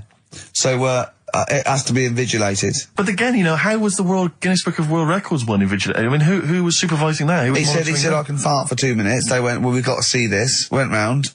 And, he just probably let it rip. It's probably circular breathing. He's probably sort of sucking in air and swallowing it as he's going. And it's a continuous one, isn't it? It's not like... Yeah. I mean, you know, that's how Nora's happened. Me Auntie Nora. She had a little bit of wind. It went on for like 2.5 minutes. Sure. That's when she called me ma'am. As it was still going on. And said, there's something not right here. I'm and, leaking. She said, oh, can you send your dad round? You know, my dad. Yeah. Saying to me, ma'am. With a cork. And, with a lighter. Yeah. I think this would be the best one I ever. want to show the kids something. He said, I'll be there in a bit, get the windows open. But what it was down to, because I was talking to Is my she mum the and one dad with the about split it. tennis ball? Yeah. Can we not talk about that again? I was talking to my mum and dad about it, saying, you know, why do you think it happened and that? And it's because she never chucks food away, right? And she'll sort of mash it all up. And she's got all these ice cream tubs in the fridge that are just full Cabbage of, water. old, mashed up food. Really? And she prepares everyththing. Right, she doesn't work, she's retired now, she's got nothing to do all day, but everything's got to be ready Still for her. calls in sick. Do you know what I mean? Everything's got to be done. Even though, if you're going round to her house and you're going there for tea, it's like, what time are you coming? And it's like, well, I don't know, maybe 5, maybe 6. Yeah, you're Well, late, because you're late when you have to meet know. us at 5 or 6. Do you know what I mean? That's what... So, sorry, when you say she mashes up food, she literally takes the remnants of a dinner, could be sort of some... Anything. And just smashes it all up into a... Yeah. And then what does she do with it? Put it in the fridge, and she's got it in the fridge, it's like January, February, March, she's got all these ice cream boxes that are just full of... But she doesn't... She reheats it and eats it. Oh, then she, puts it in I a thought she was pan. just keeping it as a souvenir of each meal she'd had. No, put it in a pan, warm it up. Oh, and that's what it grotesque. is, it's just... A lot of vegetation, is it? Yeah. Why does it only happen once, or does she save it up once a year, just let it go? I don't know. Well, she is mad, she's... Yeah, she sounds potty. She doesn't answer the phone anymore in case it's a burglar. Checking if she's in. It's like, well, answer it and then they'll know you are in and they won't come round. Yeah. Mental. Mental. They can't be sure then, can they? What do you mean? Well, if there's no, well, maybe it's someone just... They are in, but they're hiding. Whereas if Auntie Nora goes, it's Auntie Nora, we can she'll be farting. We can sneak in when she does a loud one. Because we'll be aware of the telly. What's stopping it? It's got a valance round it. It's got caught on the cat. So, have we got a recap on Rockbusters? No, just do has anyone got the right answers? Has anyone got the right answers? Let me just check here. Here's one from someone who just says, he's given an answer, answer to number 1, I, number 2, don't, number 3, care. Right, okay, is he close? Has anyone got 3 answers? I can't find one with 3 answers. So, again, you've done something wrong, Karl.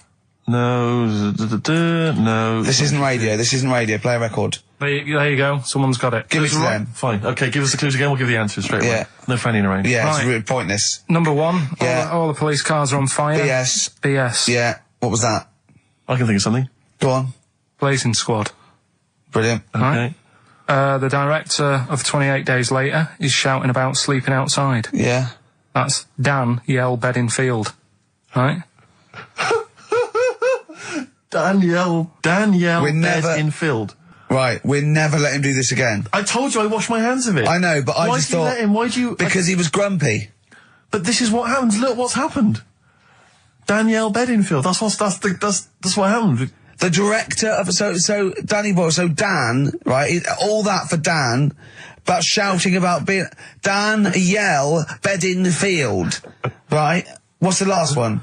He wants to be a sailor, why is that? Yeah? Beyonce. What does that mean? Beyonce.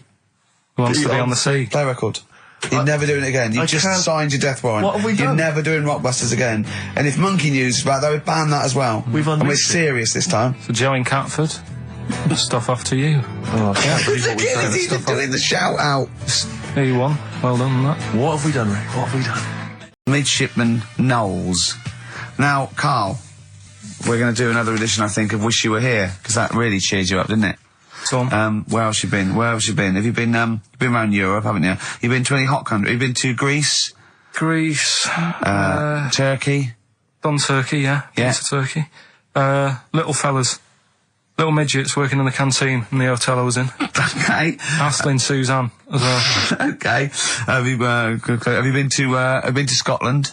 Once for the Edinburgh Festival. Go on. That's where I looked out of my hotel room, saw a traffic warden putting a ticket on some bin bags.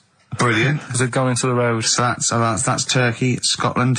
What about places here? Have you been to the West Country where Have you been to my neck of the woods, Bristol? I haven't been around. What else is around there? Bath? Been to Bath, yeah. Yeah, what do you make of it? Once you've been, probably don't need to go again. Because it's sort of old and they don't change anything. Okay. Do you know what I mean? That'll be Once the you've Roman been- spa he's talking about, Right. I think. What about Brighton? Not gay people. Right, okay, thank you. Next week on Wish You Were Here, we'll go to some other places where there are gay people. Fascinating. And Brilliant. Another extraordinary insight there. Karl, Okay, well, we're going to play some of the best of, some of the greatest moments of the last 3 weeks. Yeah. Ever heard on XFM 104.9. What about this? Do you remember this one? Oh, which one is it? All right, so here's the first bit. XFM 104.9, Ricky Gervais, Steve Merchant, Karl Pilkington. Tell us about this monkey, Karl. You're going to love this one, Steve, right? Yeah, so last week we were talking about how, like, a lad left his family because there was problems at home and that. He went and lived in the wood. He got airy. Right? No. Leave it there, Rick. We haven't got time to go into it. Right, so... That's what happened. And that's what happened. He lived with the monkeys. He went airy. That's what happened. Looked into some other stuff about, like, airy kids and all that. Yeah. Came across this story about a bloke, right, who worked in a zoo. Oh, dear. Right? So... Trouble's brewing. Loving his job and that, but it's quite a lonely sort of job because you don't see many people. You're just dealing with animals all the time, right? Ooh. So anyway, he gets a bit pally with a monkey because it's the closest thing to a human. Well, that ape is. Right.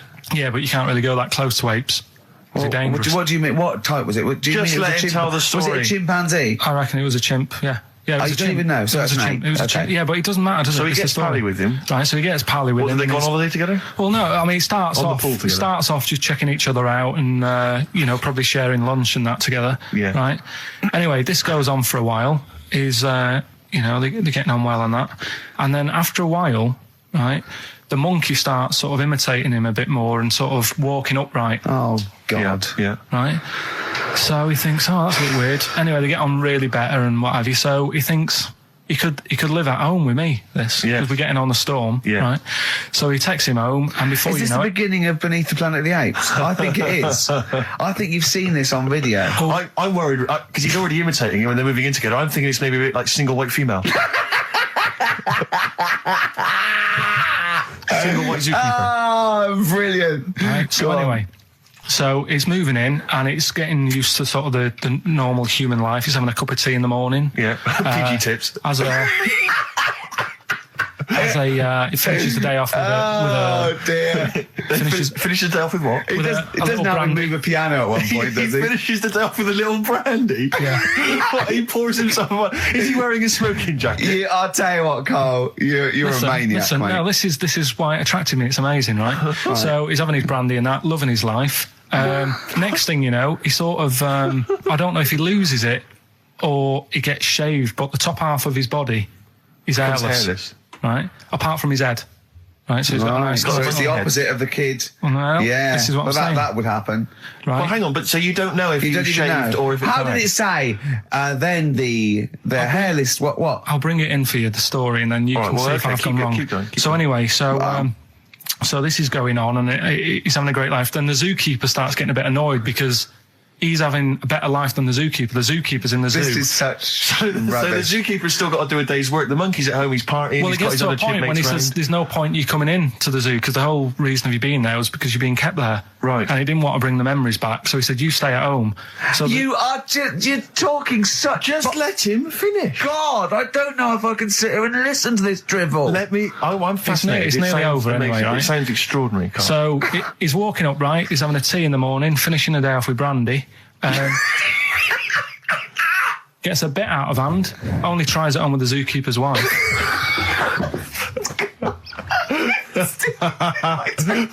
Make him go away, Steve. How does he do that? Well, because he's around humans a lot, he becomes a bit of a charmer. And, but what is it that he could do to seduce her? Pick fleas out of her? He didn't say. He was built. Yeah, he was well done. So what about that? What do you mean, what about it, Karl? It's obviously not true. I don't understand how... I love the fact he becomes a charmer. He's got better taste in brandy. Exactly. And what was it that he was doing that seduced her? I don't know. Maybe because he was at home more than the zookeeper was. But what would he be doing, Karl? He's not going to be talking with her. They're not going to be playing Trivia Pursuit. Maybe she liked the silent type. He didn't go into that. He just said that's when the trouble started. Karl, play a record. Right.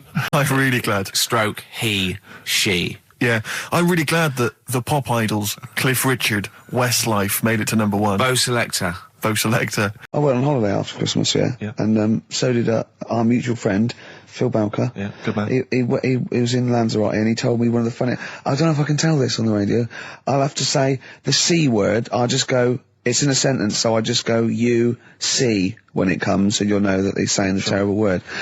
Just, you know, didn't want to ruin the anecdote. Anyway, they're walking along one evening in Lanzarote, and there's lots of Brits there, apparently, and Phil overhears a sort of married couple arguing. They're having to go home a bit early. And she's saying to him, she went, for Christ's sake, every time we come out drinking, you always shit yourself. Right? Wow. Always, not once. So he's going, I've told you, he said, it's not the drink, it's the weather. She went, the weather. You'll be blaming the food next, you see. I don't think they should have got married. Wow. Or when did you think the shitting themselves started? Must have been after the marriage, because if they, you know, you're courting, and they go, went out with, Derek again, did you last night? Yeah, how was it? The evening was lovely, the meal was nice, but he shook himself. Again. That's 5 dates, 5 different heaps of shit. But I think I can change him. I think I can change him, yeah. It must have happened after the marrying. Or he just might have think, oh God, or he's got to that age where I think, look, I'll just empty it when I get home. Yeah. I'm not going to keep going up and going to the toilet, you know. It's the ice that does it. Yeah, Karl is right, I think. It is the ice. What do you mean? People forget, you know, they say, oh, don't drink the water when you're on holiday, and they don't. They drink, you know, they buy Evian and stuff. Oh, I see. They forget about the ice. The ice cubes, you're right, in a bar. Made from tap water. And that can do it, can it? Yeah. But what she said every time you're drinking, didn't she? I assume that she wasn't drinking ice then. Yeah. I mean, why is it just happened to him? Let's be honest, everyone that goes on holiday doesn't end up crapping themselves. Yeah, they usually make it to a toilet. He does it every time he drinks, doesn't he? Yeah, well, apparently. Just don't let him carry the baguettes. He's good, isn't he? Oh, Karl comes out with He does now and again, High doesn't five, he? Karl. That was sweet, man. Yeah, nice one. Yeah, respect you. Ladies and gentlemen, will you please welcome to the stage, the Scaffold. Oh, the Scaffold. Do you remember the Scaffold, Karl? You picked the lead singer looks a bit like him. But you know whose brother that is in the Scaffold, don't you? Mike McGear. Do you know whose brother that is? What? Do you remember the The Scaffold? They did, Yeah, we'll drink a drink, to Lily the Pink, the And Pink, didn't the they Pink, do the that Pink, with oh, the the Roses human advert? Yeah, thank you very much for the entry, Iron. Do you know whose brother that is? Whose brother? The lead singer? No, the Mike McGear in it. Sort of one of the main men in it. He's one of the songwriters in No, the I don't. Scaffold. Paul McCartney. Is he? Yeah, I didn't realise that. yeah, that's Paul McCartney's brother. Think of that when they go home for Christmas. So I think Lily the Pink was what, about 1970? Yeah. It was number 1, wasn't it? Christmas number 1? Yeah, big number 1, yeah. I don't know if it was Christmas number 1. Two Little Boys was 1969, last year. No, it definitely was number 1. Yeah, but I don't know if it The was Scaffold Christmas was. number 1. It was, because I remember I did it in Really? Scaffolds, yeah. Yeah. Oh. So they go home at Christmas and Mrs. McCartney goes, all right, boys, how are you, Paul? How are you doing? I'm just starting a new band called Wings. Yeah, oh, yeah, so this is Linda. All right, yeah, sit down. Mike, what are you doing? Just had a number 1. Brilliant, round of applause. How many number 1s do you have, Paul? 19. Still. We know what we like, don't we? We'll drink, the human race. Paul goes, wow, if you want to. The long and winding. Boring. We'll drink, Wow. Linda, do you want to be in the Scaffold? We're probably going to go on tour and stuff. I know you love it. Well, I quite like it. Yeah, we'll drink. Well, you're not going to be in Wings if you're going to play with him. Well, I got make a tricky decision. I mean, that's a great song. Everyone's loving it. It's Christmas number 1. What are you doing eating his bacon? Well, I love it. You don't eat bacon. Yeah, but I love the music. He's a great Stop guy. it. What are you doing? Well, I just, I love the music. We'll can't drink, believe it. No. No, you don't. Yesterday, all my troubles seem so... Thank you very much for that. Entry, Iron. Imagine that, because imagine that him going, well, you've had 19 number 1s. I mean, it can be around time. Yeah, if things stay like this for the Scaffold, I'm going to rule the 70s. Yeah, if things that carry on going like they're going now, the Scaffold, ladies and gentlemen, will you please welcome to the stage, Beck. Oh, nice one. Well, I tell you, I'm going to have to use kind of euphemisms here to tell this story, but when I was at school, I learned, the stronger version, it's not the same word, but it's very similar with one letter changed. I'm going to use twit. Yeah. You know the word I'm thinking of. Yeah. But I'm going to use the word twit to replace it, right? And I went round... Do you think that's twat? Yeah. All right. That's what I'm thinking of. And, so can I say it? Am I allowed to say it? No, it's weird though, because hang on, some people from Cornwall use that like saying twit. So if people listen in Cornwall... Do you know a twit is a pregnant goldfish? Well... Well, I learned the stronger version of twit. Yeah. Twat. For those that aren't sure. I learned this in school when I was like 10 or whatever, and I didn't know what it meant. I thought it was just a stronger version of twit. Yeah. I thought it was just if you were really annoyed with someone because they were a real twit. Because A is worse than I. Exactly, apparently. So, Karl would be a twit. And so I started using this at home because I didn't realise what it meant. I started using this at home. Oh, you twit, you're a twit. And saying it to my dad, you're a twit. But not saying twit. Yeah. And my dad didn't know what it meant either. That's great. I can believe. So he started using it as well, right? So then we'd be driving in the car. He'd be saying to my mum, "You stupid twit." Say to my mum, "You don't pull over. You're going to bum it, you twat." And saying this. Then I learned at school from Mark Johnson what it really meant. Yeah. Stopped using it. Obviously, finding out it was quite an offensive word. Yeah. I didn't want to bring it up to my dad. I didn't want to sit my dad down and say, "Dad, you know that word we've been saying? Yeah. You know what it means?" So now, to this day, I've never brought it up with him. So we'll be driving. I'll go home for Christmas, we'll be driving around. He'll be calling my mum that word. Left, right and centre. I think she knows. I think she's just embarrassed. Or she's just upset and she knows what it means. She goes, "Why does he keep calling me this terrible word?" But he's the only one, I think, in our family who doesn't know what it means. No one's got the guts to say. I don't know whether I should tell him this Christmas. Oh, what a twat. I know. Cool, we've got some great tunes lined up. We're going to play today our favourite singles. It's favourite tunes, some of which didn't quite make it as singles maybe, but tunes of the year, because obviously Christmas very soon and we'll be away for a short time. And, I think next week we'll be doing our favourite Christmas songs of all time. Yeah, I'm worried we're not going to fill 2 hours with that. I mean, how many times can you play Shakin' Stevens before... Fairy Tale of New York. Yeah, exactly. I mean, that's the only one, isn't it, really? That's the best one. That's the best Christmas song That one's good, ever. but obviously there's Joni Mitchell's The River. That starts with a kind of Christmassy feel. Beautiful. I don't think if there's anything else. Not a great deal. The Waitresses, Christmas Wrapping. Is that one? Is that brilliant? Mine. Is that good? Yeah. So This Is Christmas, John Lennon. Paul McCartney came out with Simply Having a Wonderful Christmas Time. Yeah, exactly. Yeah, but John's was Happy Christmas War is over. Yeah. Of course it wasn't, but but I mean, at least he wanted to be. No, he was dreaming of it. He was dreaming of it. Yeah. Bless him. And to show how much John Lennon's dead as well. I don't know if anyone's... Yeah, no, they do. That's just another bit of rock and roll trivia. I like John's protest against war. He stayed in bed for a week. Yeah.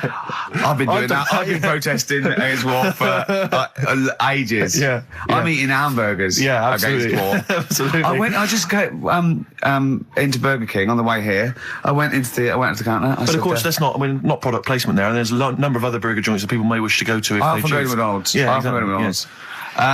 But I went into Burger King because it's close. It's convenient, but then often McDonald's will be convenient. McDonald's is just convenient. Depends where you are. Just as convenient depending where you are.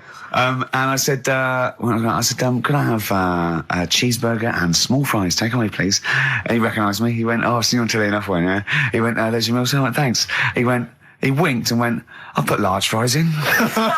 Brilliant.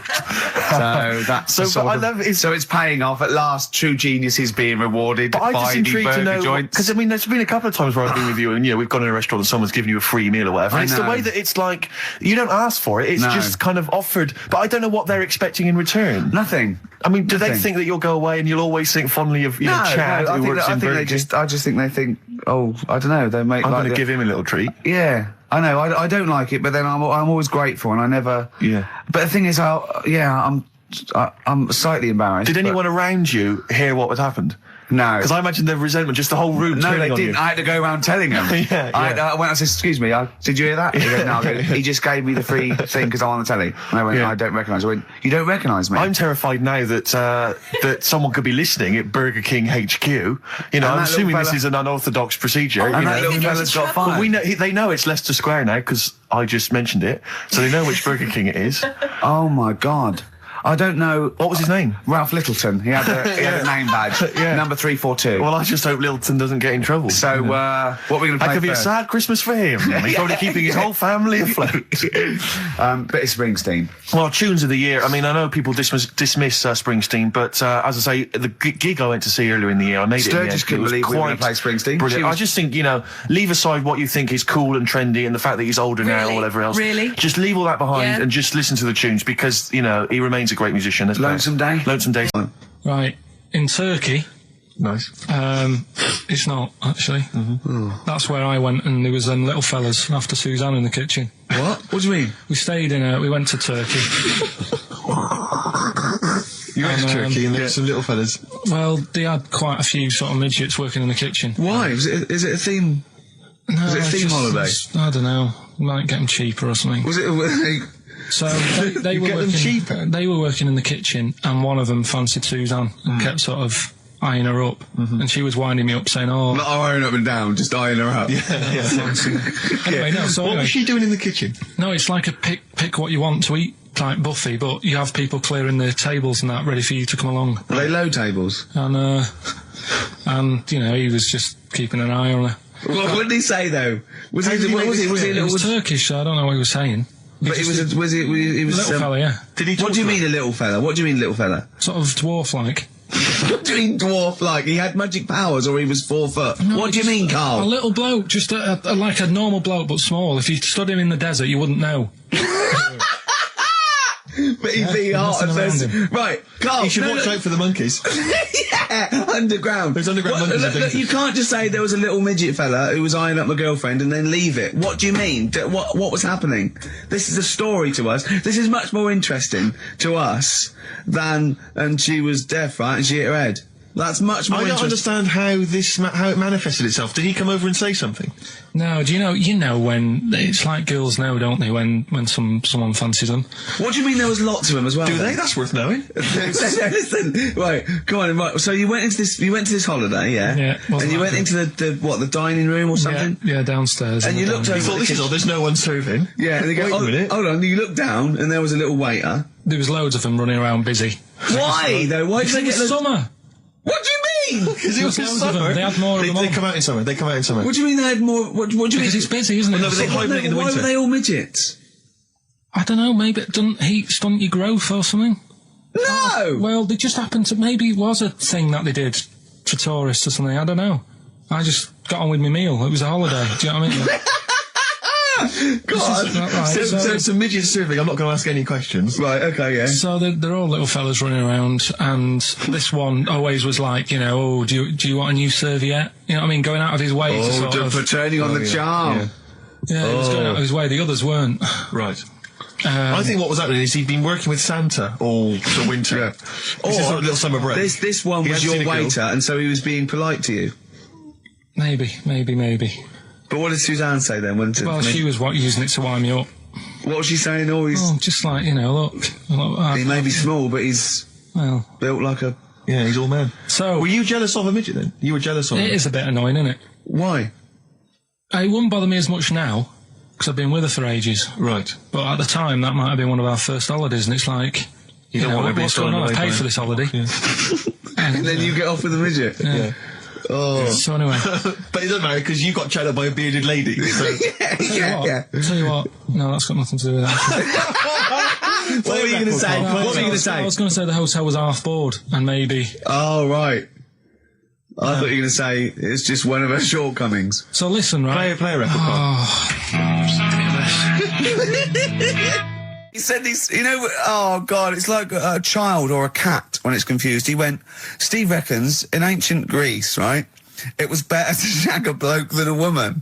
And I went, well, yeah. I mean, that's about the male being sort of a first-class citizen. Yeah. Much better, wasn't it? An aspiration the to point sleep with a was, Karl, beautiful man than a beautiful woman. Women were lower class citizens, Yeah. so therefore men were seen as higher class. So to have sexual relations with a man there was no shame in that. No. In fact, it was looked upon. And I as a said, good well, it's, you know, ancient Rome. I said, you know, Nero, he sit in his big jacuzzi and he used to get, you know, pretty boy men to just go into the water and just nibble at his testicles while he was having a watch. do that.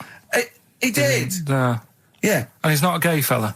No, well, no. I mean, you know, I don't know about Nero, but I mean, it wasn't a case of a big delineation between what was heterosexual and what was gay. It was just, you know, whatever you... So what did this fella do then? This one who's having his...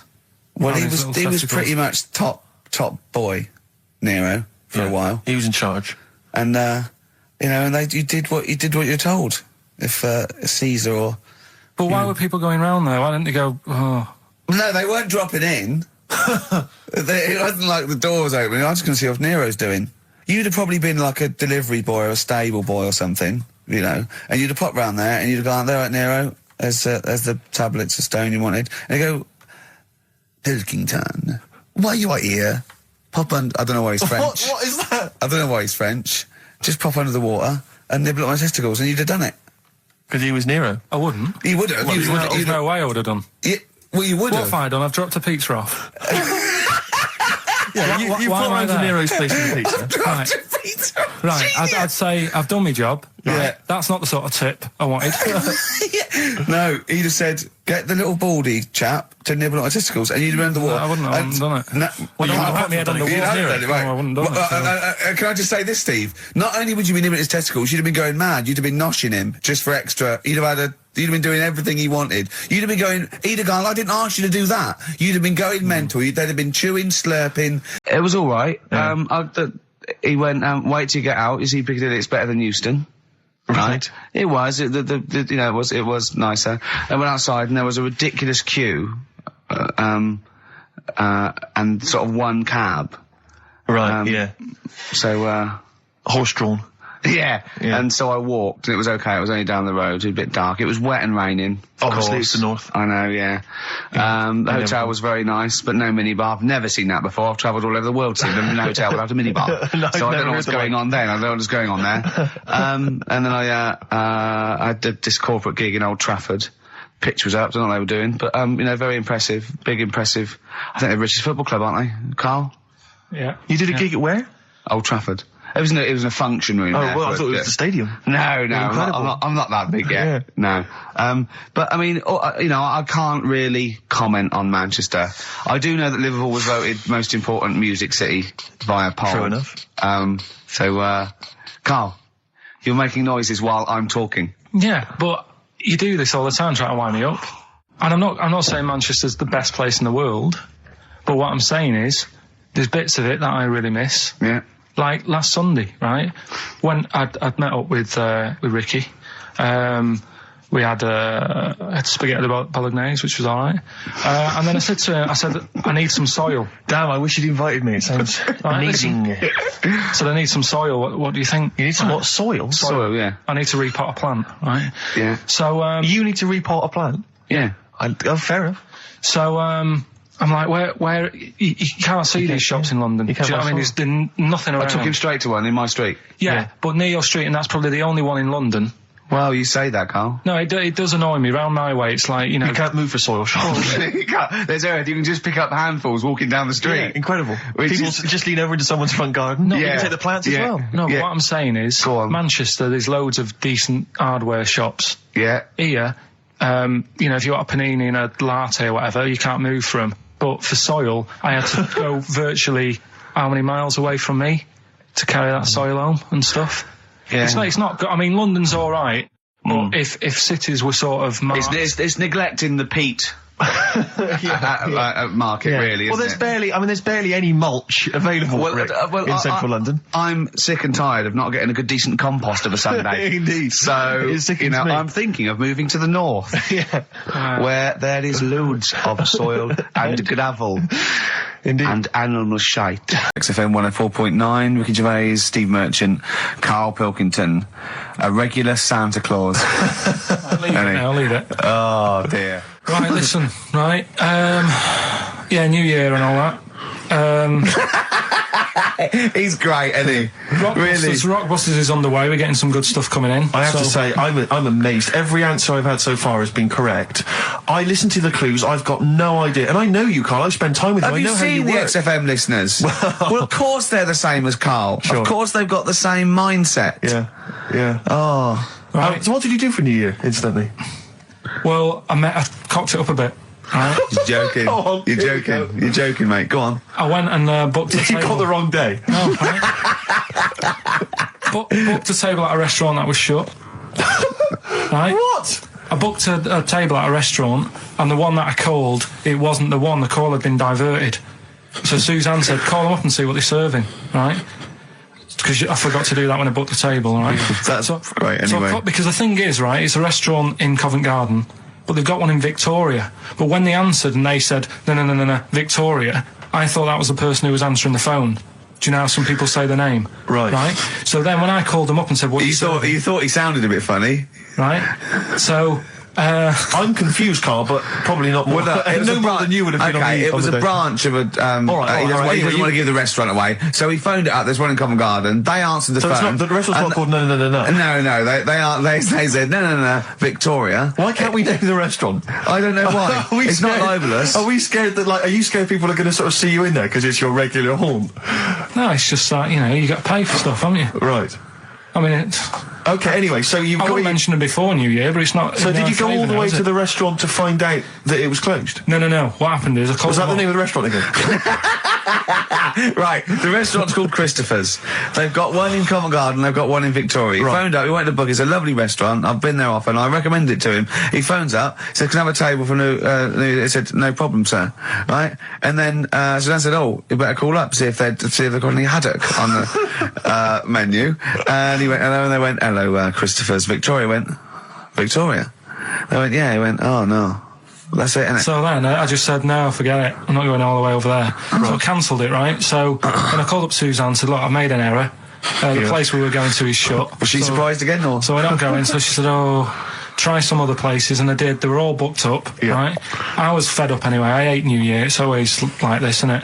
So I said, look. You know the common factor in all these stories? You hate Christmas, you hate birthdays, you hate New Year. It is you. Right? Yeah. So I said, I'll sort something out. Yeah. So I went to Tesco. Leave it with me. Went to Tesco's, boots were shut. Got a lovely plate of condoms. Did you just stay in and play with her Christmas gift? Blowing them up. I've done some balloons. Well, it was. I think we did stay in. And I watched that thing that, 100 Greatest Moments, which was annoying me. Did you see, there was a nudist on it? You know how I feel about them. Yeah. Right? Did you see him? Man with two knobs. There was a man with two knobs on it, and a nudist who just wanders about the house. But it said, and when he visits people, I was thinking, who lets him visit? I go, exactly, yeah. But he must go there with trousers on and go, hello, lovely to see you. Go, just pop all these off. Well, not really, no. And I tell you what annoyed me the most, they had a white sofa. If you were a nudist, you'd get a darker one. Right? So anyway, right, so we ended up watching that. That annoyed me. And then I was tired by about 11, and I said, oh, let's go to bed. And she said, you can't. And that annoys me, the fact that because it's New Year, you got to stay up. And it's like, well, why? Can't we just... They should bring it forward, so in case you want to... quarter to 10. Well, you stay up, and it's like my eyes were dead heavy, and I was like, oh, I want to go to sleep. So just stay up, and then it's midnight, and you go Happy New Year, then you go to bed. Yeah. Well, not everyone, Karl. Some people have a little party. So it's over with anyway. Yeah. Sorry, are you 86 years old? 86 on my nerves. Do you ever enjoy it? You never seem to have any fun, Karl. This is what disappoints, this is what worries me. I feel like you're going to die. You're here, you're here, Karl, with us two. We've got three, as I was just saying to Steve, three of the greatest comedy minds ever in one room, and Steve pointed out, since the goodies. True. Do you know what I mean? Yeah. Well, I mean, it should be party central. Yeah. So anyway, right, so this is when I spent time thinking of new ideas. I was telling you about the woman over the road, where I live. The one that walks around naked? There's a woman who walks about the flat naked, This is when Karl was watching a woman naked, then she looked at... saw him looking, so what he did, this is the genius he did to get out of this, he pulled his pants down, so he was naked too. His girlfriend comes in and goes, Karl, what are you doing? He went, I can't tell you now, but don't look out of the window. Yeah, go on, sorry. That woman, she's bought some blinds.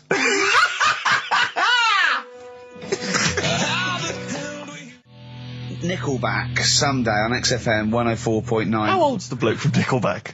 He looks about 40. It reminds me of, you know when a kid's made up a fate to look like a lion? Yeah. Do you know what I mean? It's like the Wizard of Oz lion. Yeah. But, good tune. I'll be controversial. I think rock rules the world again, Steve. Well, I'd hope so, mate. Do you know what I mean? Are we going to hear some rock later in the show? We're going to hear lots of rock. In fact, I might even play a little bit of Rainbow. Blimey. Just to, we've got the darkness, but sure. I want to remind them where it all came from. Yeah. You've heard the Liz. Yeah. You're going to hear the Bow. Cheers, mate. Thanks for that. No, just high five. Yeah. So, Karl. Yeah, keep it real. Here we are then. Oh, listen, before we carry on, I just thought, it's weird, I was reading some of the fan emails and stuff we got, and one of the things a lot of people like, it divides the listeners, is your laugh. It's interesting. Some people love it. They find it infectious. They find it adorable. I mean, close up in a small space like a kitchen or something, it's annoying. Like Karl was annoyed because I squeaked in his ear earlier, didn't I? Sure. Why did I laugh? You on the toilet? I think I squeezed his head again, didn't I? And he said, "No, it's not 1 o'clock He doesn't yet." like the squozing. The squozing head. But it's the squozing one. The funny thing is, right, we were out a few weeks ago with a mate of mine, right, and he went to squeeze me head, right, give it a squoze. Sure. And I was like, don't do that. You know, I don't like it, right? And Ricky said to me, mate, yeah, he doesn't like having his head squoze. As if it's like Marmite. As if some people love it. Yeah. And some people hate it. Sure. Yeah, okay. Well, anyway, there was a little taster of the laugh. That was more the kind of deep, throaty laugh, the belly laugh. But there's that kind of high-pitched squeak that you do. When I've got to get air out quickly. Because I'm going to burst. Sometimes I laugh so much that my liver and all, they try and get out to it. So I have to get it out really fast, like a siren. Right. Do you know what I mean? Is that how you explain the fact that you're quite fat? Yeah, that's just laughter waiting to come out. Every time you laugh, you become a svelte young thing, like Brett Anderson. Oh, dear. Well, anyway, it reminded me of the game that you and I used to play in our very early days of XFM, when it was literally Make Ricky Gervais laugh. Make Ricky Gervais laugh, which was a great game. I remember the first one. It was that fella drinking a pint of beer. Yeah. I remember the very first time. I tell you what, it's not great. Though? Ant and Dec do it now. They actually, it's very similar to Make Ricky Laugh. It's called Make Ant Laugh. Interesting. So many of our great ideas have been stolen. Yeah. Or stoled. Stoled, yeah. And anyway, I was looking through the paper in the week, and there was a picture which which I think might be a Ricky Gervais, Make Ricky Gervais laugh. I don't know. And again, obviously, it doesn't really work for the listeners at home, but I'll try and do my best to describe it. Can we stop saying my name because it's like a Dave Gorman project? Can we just stop? It's getting. Let's say a word often enough, it doesn't mean anything. Yeah. Let's stop saying Ricky Gervais. Well, what we're going to refer to you as? All right. Well, Make Fatty Laugh is a new game. I'm trying to get one of those squeaks of a laugh. I'm concerned because I know. I'm not a monkey. I'm not sure, you're not a performing monkey. No, okay. I know that. Right. But anyway, let me just briefly summarise the story for those at home. Okay. The headline was Mum 48, a mother of 48 seduced boy of 14. Well, that's not funny. Not her own boy, obviously, but a neighbourhood child. I don't think it's a funny story so far. He said Grand Lana Allen, 48, led him upstairs and undressed to her waist, then took his trousers off. Okay, bear that in mind. This is a quote from him, right? Bear in mind, he's a 14-year-old boy, he's quite excited about this. He says, then we had sex, it was every boy's fantasy. Alright? You're going to show me the picture of her now, aren't you? So it's a picture of her. This is not... Bear in mind... This is... Okay. In his own words, Rick. Right. In his own words, this was every boy's fantasy. Okay. Here's the picture. It's a silent laugh. He's collapsed on the floor. I wasn't expecting that. I was thinking it looked like a fat man. I was not expecting that. Oh my god. Oh god. She looks like the drummer of Iron Maiden.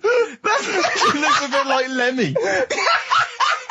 But I tell you, she looks like reminds me of most. Did you see those? They've got her with a fag on as well. I know. It's just that's her with them out of makeup though. Carl, have you seen Every Boy's Fantasy? You should see. Oh god. Oh. Have a look, Carl.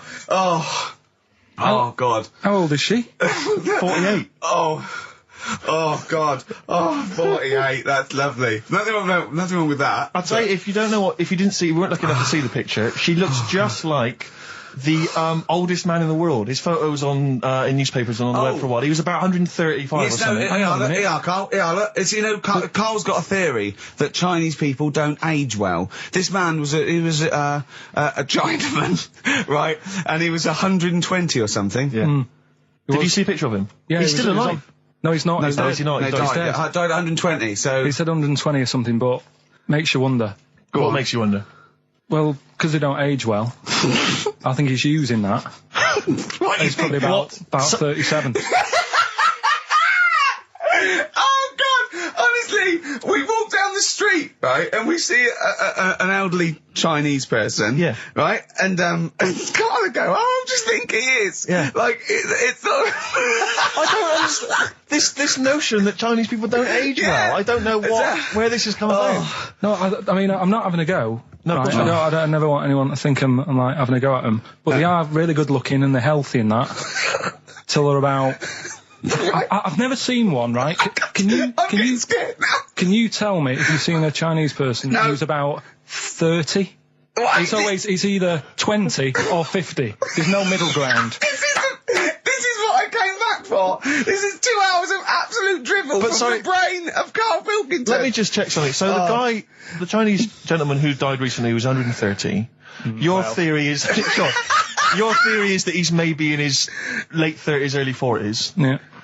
This is an elaborate conspiracy on his part, because obviously whenever they talk about the oldest people in the world, it is always a Chinese person. Yeah. Invariably. They do, yeah. I mean, they seem to win that every year. Go on. So your theory is that in those small backwater villages in China... Ross McWhirter comes to a little village. They go, the Guinness guy's on the way. He goes, well, until recently, the oldest person in the world, how old are you? And they're so embarrassed, because they think they look about 120, they go, 120, they go, really? Go, yeah, can I have his birth certificate now? In fact, I think this Chinese bloke it wasn't verified by the conspiracy because he didn't have his paper. I said, listen, I used to run the desk in the old days when I was like, I used to press the buttons and run the desk and everything. And now I said, listen, I've been on the telly, I do not press my own buttons.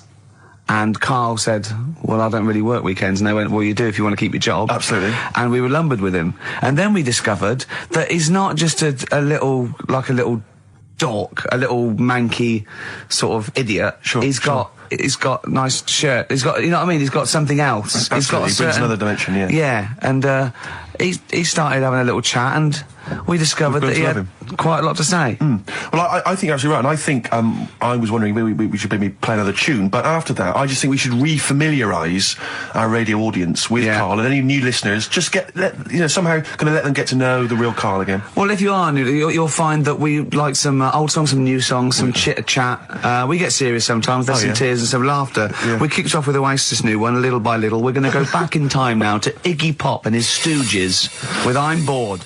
Coldplay and In My Place on XFM 104.9. I'm Ricky Gervais. With me, Steve Merchant. Hello, Steve. Lovely to be here. Yeah. Karl Pilkington there, pressing the buttons. Great to be here. Yeah. How long can you maintain it? I'm bored already. Yeah, already bored of doing Bored already. Every week you start it the same way. Yeah. That was not bad, though. You actually grammatically made sense, which is impressive. Yeah. Thanks very much. A rare treat, indeed, for Gervais. Some of the listeners have already worked out. Got nothing to say at all. Sure. Haven't prepared again. No. We did come in half hour early to prepare, but instead, me and Karl were playing. You had to flick the football into the bin. Right. We had 5 goes each, or the world was going to end. Okay. And that took up. That took up a good 25 minutes. Yeah, I liked it when we came back, and then we started just trying to beat each other in the corridor, and I beat him. I scored a goal. He was gutted because he thought he fancied himself at football, and I beat him. And I was knackered and sweating. Yeah. As I walked back to you about 5 minutes ago, you were looking through the records. You went, and this was lovely, you went... Well, we've done the preparation then. Yeah. Like a sarcastic teacher. Yeah, like a teenager, like an annoyed teenager whose parents have embarrassed him once again. And you beat Karl, did you? Yeah. Because you're not... Yeah. I mean, you're not particularly... I'm not good at football, Well, you're not particularly nimble on your feet. Oh, come on. No, you're not. Douglas Bader is more nimble. I'm alright. But Karl's sort of... I think he's got more skills than me, but he hasn't got the aggression and the weight. Yeah. So I just pushed him aside. Yeah, good work. Yeah. Good work. I'm going on holiday. Are you? Yeah, I'm not here next week. What are you going to do, Karl? Are you going to do the best of or something next week, aren't you? Yeah, that's what we've got to sort out. Well, I can't sort it out. I've got to go to the airport after. No, straight after the show you've got to do some links. No, I'm not doing any links. I said I wouldn't, so... That's what we planned. No, we didn't. I said I'd do some during the show, and then you I thought you were joking. I honestly can't do it today, so we do some during the show. What are you going to do? Just put the shows that we've done in this year? Sorry, guys, I hate to interrupt. This is the sort of stuff we should have been discussing when you were playing football. I know. Play what are you going to play? Let's have a bit of Foo Fighters. Okay. Let's just discuss this off there. Okay. 104.9 XFM. You alright? This is Karl, producer of Ricky Gervais and Steve Merchant. They're not about today. Ricky's on holiday. Steve couldn't be bothered. So I'm left here with all the DATs. That's a digital audio tape of all the shows they've done since they've been here over the last, I don't know, year and a half or something. So we'll play you some of the best bits. Alright, so here's the first bit. I just wish we could maybe tape the bits we're not on air, just because that's when Karl comes into his own. Yeah. He just said to me, I don't know what I was doing. I was sort of like pottering around, dancing around, doing something annoying probably. And he just looked at me. I don't know. And he was looking at me, and I looked back, and he went, "Have you ever used a Y-front properly?" Genius. It's a great question because the answer is definitely no. Definitely no. Does anyone use their Y-front properly? And by that I mean get your winky out of the little sort of slot provided, as opposed to like put it to one side or pull them down or whatever. Has anyone used a Y-front properly? I don't think I've ever done it. I don't think I've ever done it. I've never seen anyone in a toilet doing it, Rick. You should be looking. I wish I hadn't said that. I caught you. Really? Yeah. That's actually how you prove people are gay. Yeah. Get them into this conversation. Yeah. Yeah, it's a trap. Yeah, it's a trap. It was the trap. Yeah. I'm not gay, by the way. Yeah. You didn't prove I was gay. I double bluffed you. As I knew the old gay trick. I thought it was the old gay lord say no thing. That is another method. Yeah, there's innumerable methods of doing it. That's how Oscar Wilde was caught. Yeah. Yeah. What happened there? Well, the judge went to him. Did you see that film last night? Gay lord say no, and he went no, and they went take him away. Yeah. Take him down to the cells. Yeah, take him to Reading. Karl, what's the worst present you've ever had? You see, we don't really celebrate birthdays in our house, so... What? Where are you from? What planet are you? What do you mean you don't celebrate birthdays? Are you here from another world observing? Like, trying to blend in, but not quite managing to pull it off? I'm not that fussed about it. Right. You know what I mean? It's... Yeah. My mum and dad's are on the same day, and I think that just was like... That's a bit weird, isn't it? And their anniversary, and... Well, they got married on their mutual birthday. But Karl, can I just... And Christmas. But Karl, there's a difference between you saying... What do you mean their anniversary's on the same day? Of course it's on the same day. Yeah, and the birthday. But, Karl, what I mean is that... you say that you don't really celebrate your birthday, but presumably you have received some presents at some point in your life from your parents. Or anyone. Yeah. Okay, well, we'll come back to you later. Yeah. Thanks. Let's play a record. Karl, have a think about that and we'll come back to you later. Thanks very much. Rick, we were talking earlier about stuff... True story about a little Australian freed the Scottish. The stuff that's dying out that I think you and I single-handedly need to kind of resurrect and salvage. I thought the trilby was dying out. Yeah. I'll surprise you, and yet, well, watching Top of the Pops last night, Yeah. Jamiroquai was wearing one, and then lo and behold, Danny Minogue came on, she had one as well. I thought, blimey, those two people, they're trying to salvage the trilby, and good luck to them. Well, Yeah. that's on its way then. Let them The do trilby's that. fine. Let's do something else. But the bowler hat, the bowler hat. You never see the I always bowler. fancy myself in a bowler I love hat. a bowler hat. Karl, would you wear a bowler hat? I know you'd wear the cape. I did wear a trilby. You were really? You must have looked like a... That's brilliant. What? Because you're a Mancunian. Well, there was a phase, wasn't there, in about 90... When was it? I think that was just round your way. It might have been. It was in Manchester. Did someone get a job lot of trilbies and persuade you kids? Yeah, I tell you what's trendy. No, Sean Ryder wears one of these. Does he? Yeah, go on. Yeah, quid. And then everyone in your street had trilbies on. But you've never worn a bowler? Never. What about Kangol bowler? You might think one about out again. I'll tell you what. I would like to wear a bowler hat in a dark hat, but I'm worried I look like one of those little fellas off a Home Pride advert. The Home Pride guys, they've been persevering with the bowler for years. They still look good in it though, They're still looking good. They're dapper guys. Yeah. There's a lot of the Jolly Green Giant. He had quite a distinctive look, which is obviously one I've been thinking of exploiting. What the Being little like 6 or 7. I know the little sort of like a little dress. Was it Corncroft Yeah. that made up his little skirt? Karl. Fell off one out of fate, and the woman didn't know what to do. She couldn't handle the horse. It was running off. I was hanging underneath, getting a kick in the head. No. Really? Now, hang on. What age were you? Because this could explain a lot. I was about 6. That makes a lot of sense. I think we've got to the bottom of it here. Oh no, got kicked in the head by a horse, lived in a caravan, and had to live in Wales half the time. Oh. No wonder this is your favourite time of the week. But also, right, we were playing football, so come and play football, right? And so we were playing Was that football. just in the office, or? Yeah, just in the office before you came, right? And we were sort of kicking it back and forth, and I started kicking it a bit hard. And but he was quite good. I said, this is great, right? And we finished anyway, because we thought we'd break something. And I went, I bet you were quite good at football, weren't you? And I actually thought he looked like quite a natural, I thought he'd be good. He's from the north, and I thought that's all he'd have. Yeah, you know what I mean? exactly. Right? And he went, I said, I suppose you're quite good at football. And he turned the quickest flash and went, I've scored once. Right? He said, and that's because I was being chased by a bee. And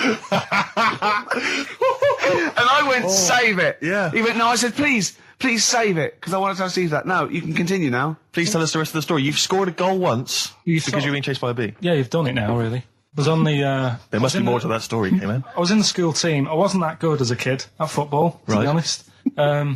Mainly down to, I think it's because my dad wasn't into football. Right. And I think that's the way it works, isn't it? If your dad's into it, then you could be a footballer when you're older. Sure. Yeah. Because you're into it.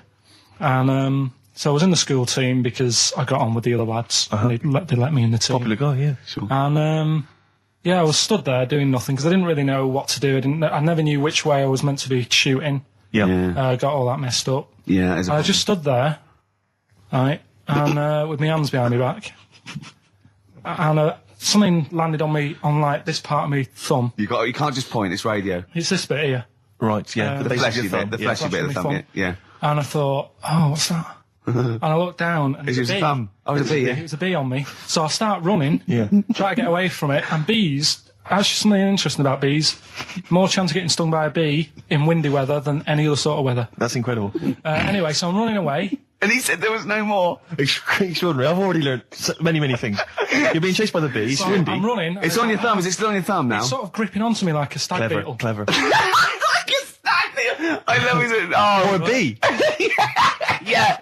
So I'm running. I'm running towards like the goal. Yeah. Oh God! And the ball comes to me. Yes. Wallop. Get it in.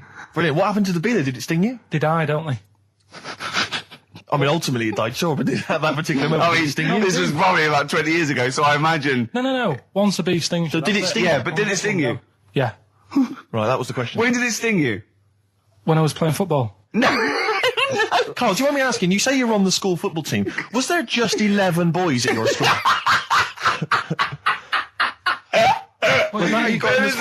Listen, Carl. All I mean is, at what point in this story did the bee sting you? Straight away? After half time. Play a record, man. Same thing happened when I was at school and I had to play drums in Little Donkey. I didn't tell my parents, right? But my dad turned up anyway. And what happened? He, How old were you, Carl? Well, it was the school that I used to go to. Oh, yeah. You used to go to the school you used to go to? No, but what I mean is, on. I didn't go to secondary, did I? So I missed a lot of that. Sure. But primary, I liked. Oh, it was okay. all colouring in and stuff. Yep. And it was a Christmas play, and I managed to get a part in it. And, Did you audition? got a part in it, and I should have been playing the drums to the one about Kings. We Three Kings. Yeah. I was meant to be doing that, but Little Donkey came on, and it was one of the. What do you mean came on? That was like next up on the next song. Right. And it's one of them songs that you can't help sort of Tapping along to. Yeah. Do you know like if I was to go Yeah, you'd have to finish it with. Yeah. Do you know that they actually send that into space? Do they? And what, hoping that aliens will respond with that? Yeah. They do that because apparently it is one of them things that you can't help. What, even if you're an alien life form? Yeah.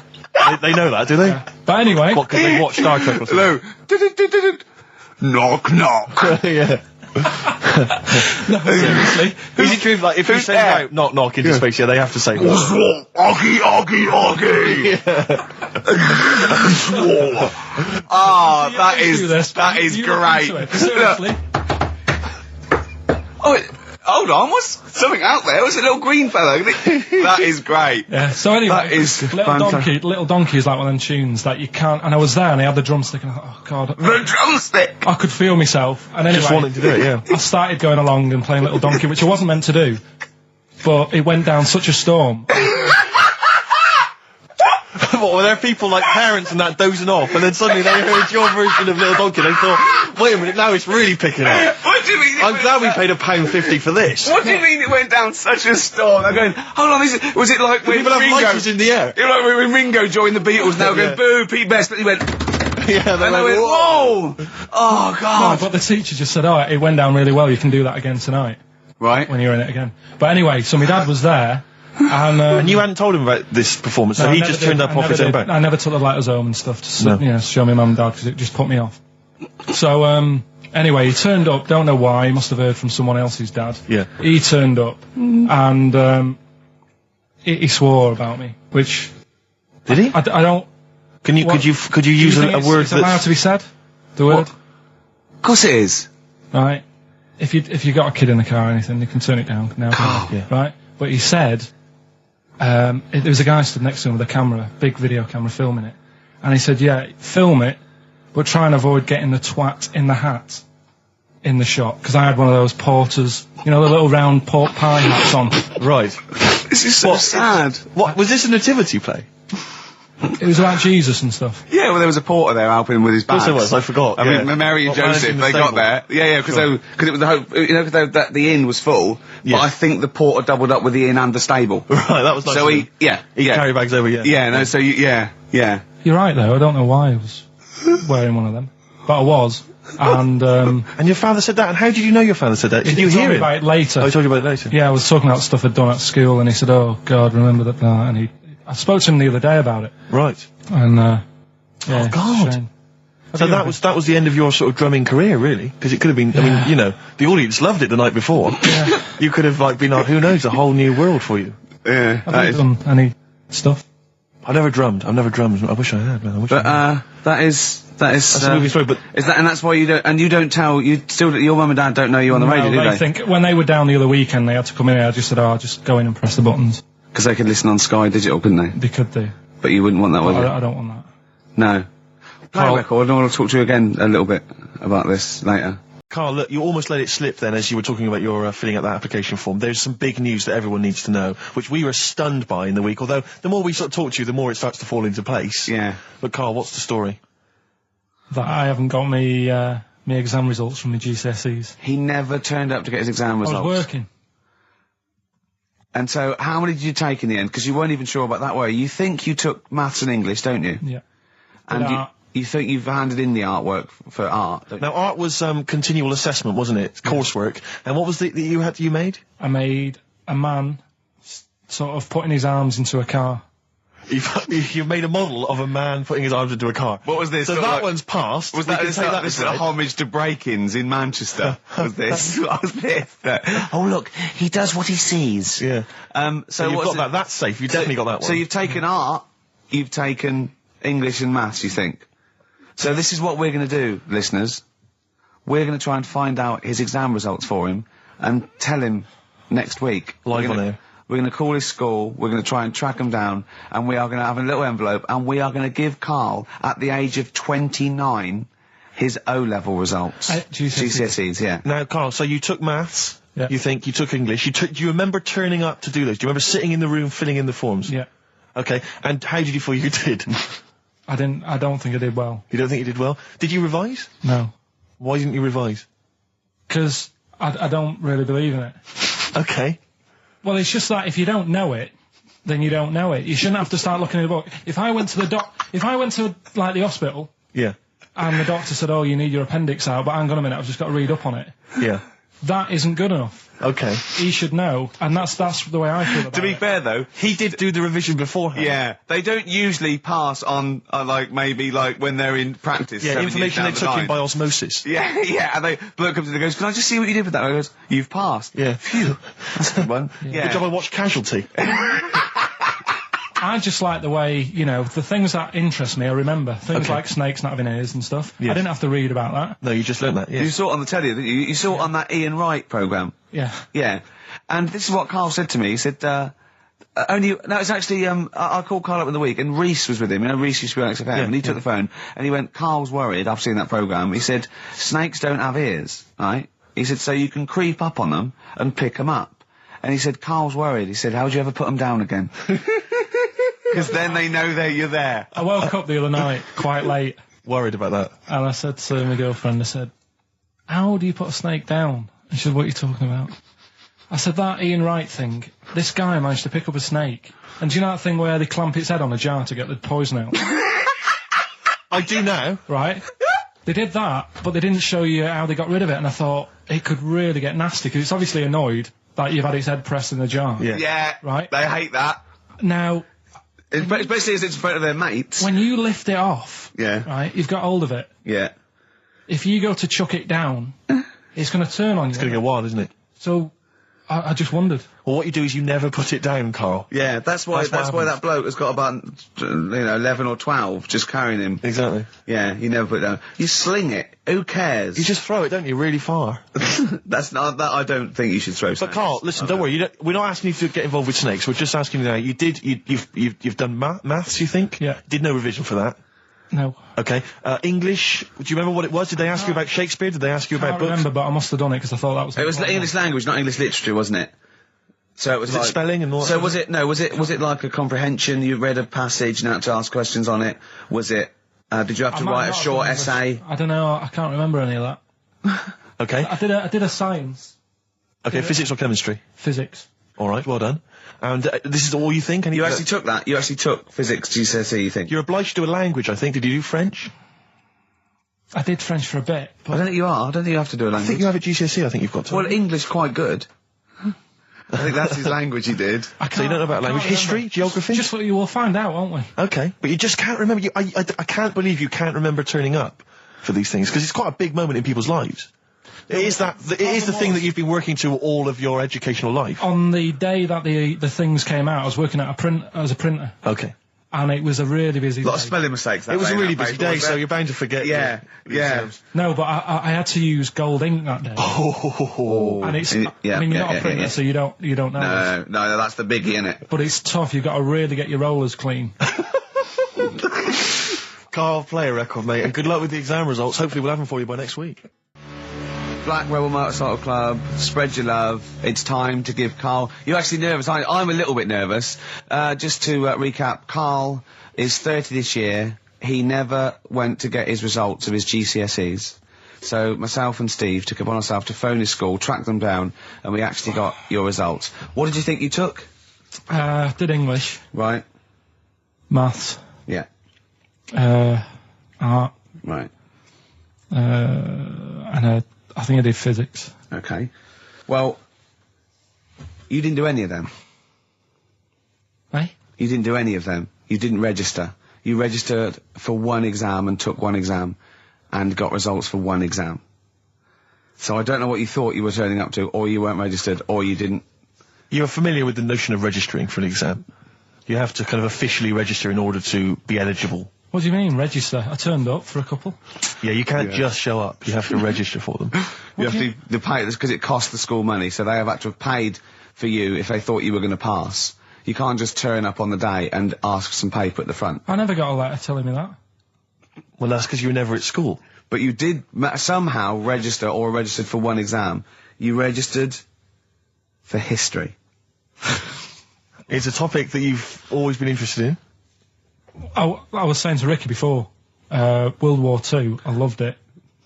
Not the actual event. No, the study of it. All the stuff like, about the Anderson shelters and stuff like that. Yeah. And the bombs and that. And then when I took it, it had nothing to do with that. It was more about the Tudors. So the Second World War didn't come up? You mean there were no questions about the Anderson shelters? Nothing. That's devastating. So what are you expecting the result to be? Is that it? Yeah, it's the only one you took and registered. As far as the school is concerned, or certainly in it's the only one that counts. Us. It's the only result. It's the only one that counts. Yeah, you've got... Did you register for yours? Yeah. Yes. I've got certificates and everything. So what, do you do that before the exam? Do you have to go somewhere and sign something, or...? Yeah, you don't check your results and then decide if you want to register. It's not like Millionaire, when you look at the question and go, I think I'll take the money. Yeah. You go... No. But anyway, you must have registered for one, or maybe your teacher put you in for it. Well, I didn't do it. They must have been confident. They must have been confident. They must have thought your best bet was history. Right, so... What did they get? You got an E. Which I think, technically, is a pass. E? It's a bad pass, but there's F, and there's you're not going to be doing a PhD. You can get an F, right, which is fail, and then a U, which is ungraded. Now, I don't know why the U exists, because F means you failed. U is like them going, you not only failed, but you wasted my time. So... We're annoyed that you took this exam. So you thought they'd register me to get an E? Well, they didn't. I think they were hoping... It was rather like you with the lottery. They were hoping for something better than You nothing. see, I assumed that the man who registered for that thought he can scrape an E if Anderson Shelters come up. Yeah. Well, that's it. You've got... Now, what I'd like to do, Karl, is... I've started your re-education. You've read a book on Rasputin. I'll be asking you a few questions about that later. I've got another book for you to read next week. Next week, I'm not in the mood. What? Not in the mood. Oh, come on. Look, what's that? What does that say? It's that fella, it's the picture of the bloke that he used to use for Citizen Smith. Yeah? Che Guevara. Yeah. Yeah. He was quite happy, I think, when he found out that Robert Lindsay was involved. He went, yeah, of course you can. No worries, yeah. What are your feelings, Karl? What do you think? Are you depressed? I'm just a bit annoyed because I'm sure I turned up for more, so it just wasted me time. Listen, they don't matter. I'm sure you're doing very well. You know, you can educate yourself. GCSEs are merely a step on the ladder to help you, not just for education, but, you know, they're more vocational than anything else. You're doing very well, and you're reading books. Don't worry about it. It's not just something. But if you want, I'll pay for you to take history again. Karl, we'd love to see you get a C or above. And well, we're willing I'll pay for you, and I'll get you some books. Right, now listen. We can, let's get, I reckon, when are the exams? June? Something like that, yeah. We'll try and register next week, and I reckon you can get an A or B. In history. In history. No, don't worry about it, it's just easy. I get you Brody's notes. If Heat magazine, they love you, Karl. They could probably sort something out. They could probably pay for a tutor. They got a lot of money, they sell a lot of magazines. I mean, it is almost always, and you found that out, I discovered this, it's always the Tudors and Stuarts. There's no fear for them not coming up. Now, what do you already know about them? You must already know stuff about Henry VIII and Elizabeth. No, because it's too long ago to even get interested in. Do you know what I mean? You can't. Is that why you didn't? To it. Okay. The Anderson thing, it was like, God, you know, I bet my mum and dad were in an Anderson shelter. You know, this is interesting. What, when they... Oh, my granddad would have, like, had something to do with this. But the Tudors, it's like, I don't know even if they had a family back then. Play record. We come back hang to on, this. hang Sorry, on. Steve, because I need to introduce my the new feature. Yeah. For the I record. don't know if I had a family back then. Karl, listen, let me just ask you now, right? If you can finish this sentence, we've got a chance. Divorced, beheaded, died. Divorced, beheaded. Died. What is it? We just need to do a little bit of work, but otherwise I think you're going to be fine. It's how you remember what happened to Henry VIII's wives. They're little... Divorced, beheaded, died. Divorced, beheaded... It's like spam. Support... What's it? Support, protection, anchorage, movement. That's how You're going to... That's nothing to do with the Tudors and No, nothing Stuarts. to do with the skeleton. Yeah, see, no, we're not doing biology. Mnemonics and acronyms. What happened to Henry VIII's last wife? Did she die, or did she not die? Divorced, beheaded, died. Divorced, beheaded. Do you know that the only king that has got a moustache is...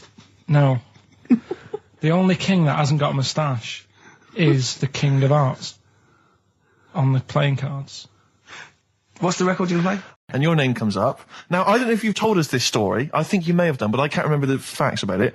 It just says Karl Pilkington with his pet bird. Was it a magpie? I can't remember. He brought it to school to show everyone, and it flew away. Oh, God. Oh, no, they do that, don't they? You show them what was the story there, You Karl? give them seed and they just leave. What do you mean? Well, This sounds like Kes. Well, that's it. I was a big fan of Kes. And it was the time our dog had just died. Yeah. So I didn't have any pets, and the cats were always getting run over. Yeah. And so we didn't want any more pets. Yeah. But there was a magpie that used to fly about on the estate, and I managed to sort of tame it. And in the end... With a chair and a whip? What do you mean you tamed it? Well, just used to sort of hang around it and talk. But how did to you it. get hold of it? Did you catch it? Well, eventually, yeah, it used to just come to me, and the annoying thing was, it got to a point when I wish I hadn't bothered, because it used to pop me bike tyres.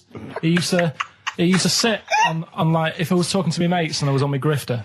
I love the way he just throws things in. It's like an Alan Bennett play.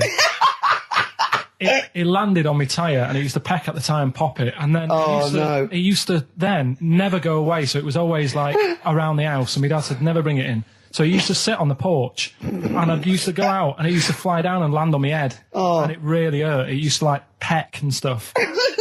He thought it was a tyre. So it wasn't so much tamed as a stalker. Oh, God. So you took it to school and it flew away? Yeah. So did you take it in proudly going, look at my magpie? Oh. Yeah. Oh, Well, no. I think it got a bit confused in the area that it was in, because I used to just keep it sort of around our estate, but Sure. the school was a bit of a distance away. How did you get it there? So, tying it on my finger. Did you walk? Yeah. Wow. So it was happy there, then it got to... But it used to be one of those things that people would stop me in the street and sort of go, oh, what's that? And I don't suppose Maggie, called it Maggie. you didn't get Charlie's Angels to go and find out what happened to it? Investigate? Were they impressed? No, not really. No. Karl, this is quite a little insecure sort of chap. And he was just worried about that last bit. He was going, who would ever find that interesting? He was worried about people finding him boring. And Steve said, as I said, you know, it's like an Alan Bennett thing. He went, yeah, but, you know, no one would care about Alan Bennett if he wasn't such a hit maker. They wouldn't care what to say. And we just looked at him for a while and he went, thinking of Tony Bennett. Bless him. Listen, it's almost the end of the show, Karl. Oh, yeah. And it's really been a Karl special. This is a Karl special, yeah. Well, next week, we'll lay off next week. We have to We're know. Not gonna, he wants to retire a little bit. Just a few more names that you may recall from Friends Reunited. Go on. Lisa Shufflebotham. Do you remember her?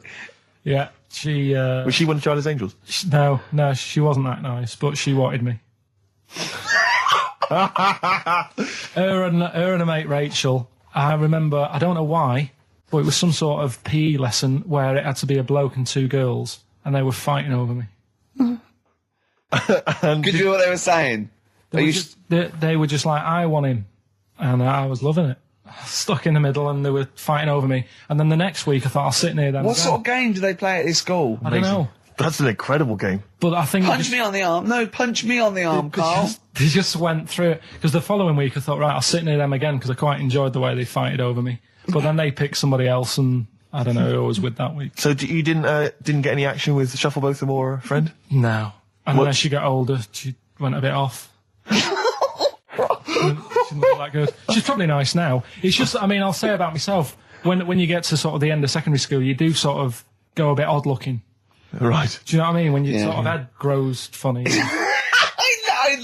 I would just love to go back to his school of that era. I mean, just what happened to people, whether, you know, all people sprouting limbs. No, do you know what I mean? When you're like 12 and that, you quite, no, not 12, when you're 10, when you're 7 to 10, you sort of look healthy. And you look at your pictures when you go, yeah, I was a good-looking lad. But then when you get to late secondary school, something happens. Yeah. And you just look a bit odd. Okay, well, what about Alison Thorpe? Not sure about her. I sort of know the name, can't put a face to it. Damien Comer? Again, know the name. Yeah. Can't remember anything. No. Yeah. It's a shame. Well, these are pretty much all the names I could find. We've had some interesting thoughts, though, and interesting anecdotes. Yeah. Anyone in particular that you'd like to say hello to that maybe listening now that I think I would have mentioned Darren Buckley if you hadn't have brought him up. Oh, right. He was like me buddy. Yeah. Did you ever see the Magpie game when you took it to the school and confused it? No. You're joking. That was the end of it, was it? Yeah. So where did it go? Probably to some other kid. Because, I mean, actually, it probably got killed. Because if it was being that friendly with other people, some people might have took advantage of it. In what way? Well, there was a programme on the other week about... What, in the way that Shufflebotham was trying to take advantage of you? There was a programme on the other week about bear whisperers. Yeah. And some blokes got really friendly with a bear. And then when they were leaving that area where the bear was, they said, we've caused a problem here because there's some bear hunters coming in and moving into this area. And it's going to get a bullet if it acts like this. So they had to scare it away. And that's what I should have done with Maggie. I should have terrified it a little bit so it wouldn't trust humans. Just introduced it to some of your schoolmates, I'm sure would have freaked it right out. Well, the ones with maybe that was why it fled. It didn't see. It didn't see those two fellas with big heads and webbed hands coming towards it, did it? That would have terrified anything. It's like a scarecrow, like two walking scarecrows. Listen, have we got time for a song for the ladies? What's happening? We've not really thought. Quick, just do it. Just do it. Thanks very much. Well, hang on, no, we haven't lined anything up, have we? I was going to play Mary Lawson and that for you, and then is this going to be the final track? It has to be. Yeah, it would be. Yeah, we've blown it. We've blown it on the Karl special. We have indeed. I'll play it next week. So Karl there's got an E at history in GCSE. Any history teachers, anyone who can help Karl out, I think we should try and register him and take it this June. So what's your homework for this week? You've got to read about Che Guevara, haven't you? The revolutionary leader. Yeah. Okay.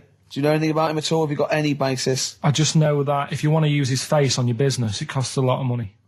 Do you know, like, if McDonald's wanted to have him as, like, instead of Ronald McDonald. How does he do it? Steve, how does he do it? He said, I'd never go on a reunion, though. He said, I'd never do that. What, a school reunion? Yeah, and he wouldn't want to see anyone. And I went, well, I said, wouldn't you want to see those two lads with the big heads and the webbed hands? Oh, yeah, these were people you went to school with, weren't they? Yeah. Well, I didn't knock about with them. They were in the class. What were they called? Freaks. Right. Right. Okay. And he said, no, I wouldn't want to see them. He said, because what could you say? Oh, you haven't changed much. Right. And he said, and they wouldn't go anyway, would they? I said, why? He went, well, they didn't have any friends. Right. And I said, well, weren't they friends with each other? And he went, no, that would have been too obvious. Like they passed each other and went, no, I know it's tempting, but let's not. Everyone would think that's just what we were going to do. Let's not do it. Yeah. So they didn't even hang around with each other. No. See, I must say, in my head, I've got something like it's like some sort of extra thing from Blake 7 that they're like some sort of lagoon monster, but they just had slightly oversized heads, did they? See, does your head grow? Your eyes don't. Does your head? Because maybe they've got to a point now that it's all sort of caught up with each other. Well, at the time, the eyes were very small and the head was huge. Just a very big head. And I mean, the fingers aren't going to change. That's not. They had webbed fingers. It was like the penguin in Batman. Really? Are you sure? No, honestly. Are you sure they weren't wearing mittens? No, seriously. Yeah, it wasn't home economics. They weren't getting some out of the oven, a very hot dish, were they? Every time you saw them. But why were there two, but they weren't related and they weren't friends? I don't know. I suppose it's like asthma and that, innit? Some kids have it. And it just was a coincidence. Yeah, but asthma's quite a common thing. Webbed hands, Karl. Yeah. I don't know. You don't think of it, do you, when you're a kid? You just sort of... when you first see them. Yeah. There goes the frogmen. Do you do that? I imagine you get caught staring at things. Yeah, do you go up to people with problems and go, Mummy, is that a monster? Well, I was telling you about when I used to go with my dad in the taxi.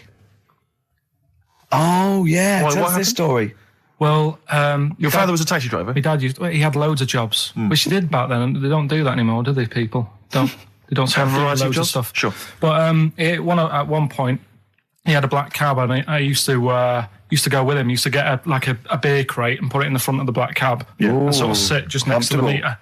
And anyway, we got this call, and the guy on the end of the radio said, "Oh, you've got your son with you, haven't you?" So he said, "Yeah." So it's just like we've got to pick up at number 11 Village Lane or whatever. And I said, "All right." And it was this woman. It was like a woman version of the Elephant Man. Wow, the Elephant Woman. Yeah, it looked like. It was really strange because I was in the front of the cab, and when you're a kid, if something looks odd, you're a bit scared of it, aren't you? Yeah. And my dad was like, "Look, be all right." And we're driving towards her. Look, don't worry, son. I've got loads of buns. And just to I'll just throw one down the street if you run after it. You're being mean, right? I am a little bit. How old were you? 18? No, I was about 12 or something like that. 11, 12. And as we got closer to her, it looked like she was holding like a bag of spuds on her shoulder. For a snack. Right. And her head was all a bit mangled and messy and that. And my dad said, whatever you do, don't stare at her face. Yeah. And she got in the back. Because you turned into stone. Well, she got in the back, and I had like the mirror, the driver's mirror thing, and sort of having a look, trying to work out. And he said, don't stare at her face. I couldn't work out where her face was. It was that weird. Oh, God. So I'm not sure you're from Manchester. I think you're from like Narnia or something. Yeah, you got frog boys walking around. The Lord of the Rings. That got like the claws of a lobster and the head of a toad. Yeah. And you got women getting in with spuds for heads. I mean, what is this? This is not the place you grew up. This is mad. Oh, you can't believe it in London, can you? You come down and go, look, symmetry.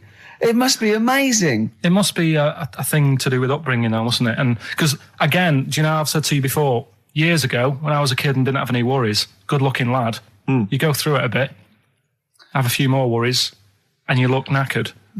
Now, back there's a lot more worries and stuff, so you get a lot more freaks. Whereas in London, everyone's like happy, aren't they? I love the fact that stress can cause your fingers to fuse and your heads to grow. No, but if she must have been really stressed to have a head. Yeah. She was she an accountant or something? You know what I mean?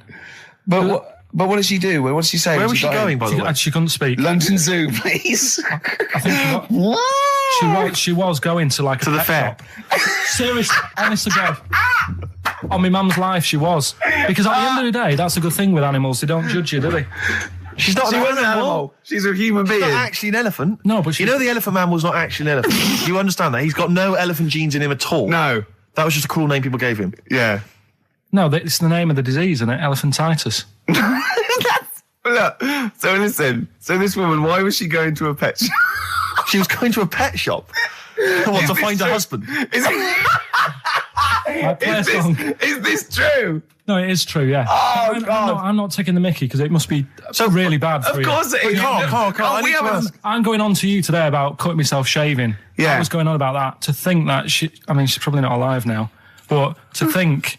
But you're saying that you're going to say this is a worse problem than a little cut shaving, aren't you? Yeah. Yeah. Do you know what I mean? I think you're right. Carl, there's a couple of key questions I need to ask. One, if she couldn't talk, how did she tell your father where to drive it? Did she have it written on a note? Did she point with her nose? Yeah. Right, this has got silly. Pick your song. But also, finally, where did you say she lived again? It was like in a village, a little small village. Right. Just hidden out of the way. All I'm saying is we could maybe get like some sort of coach, book some coaches, get a coach party up there to have a look at her.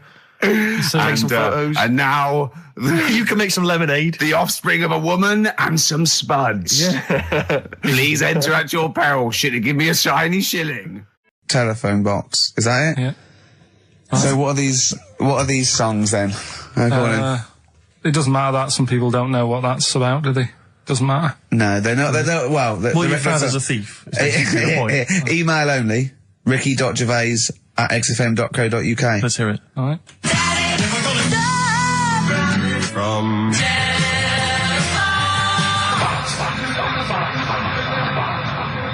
All right. Also not grammatically correct. No. So it's Daddy never gonna stop robbing from telephone box.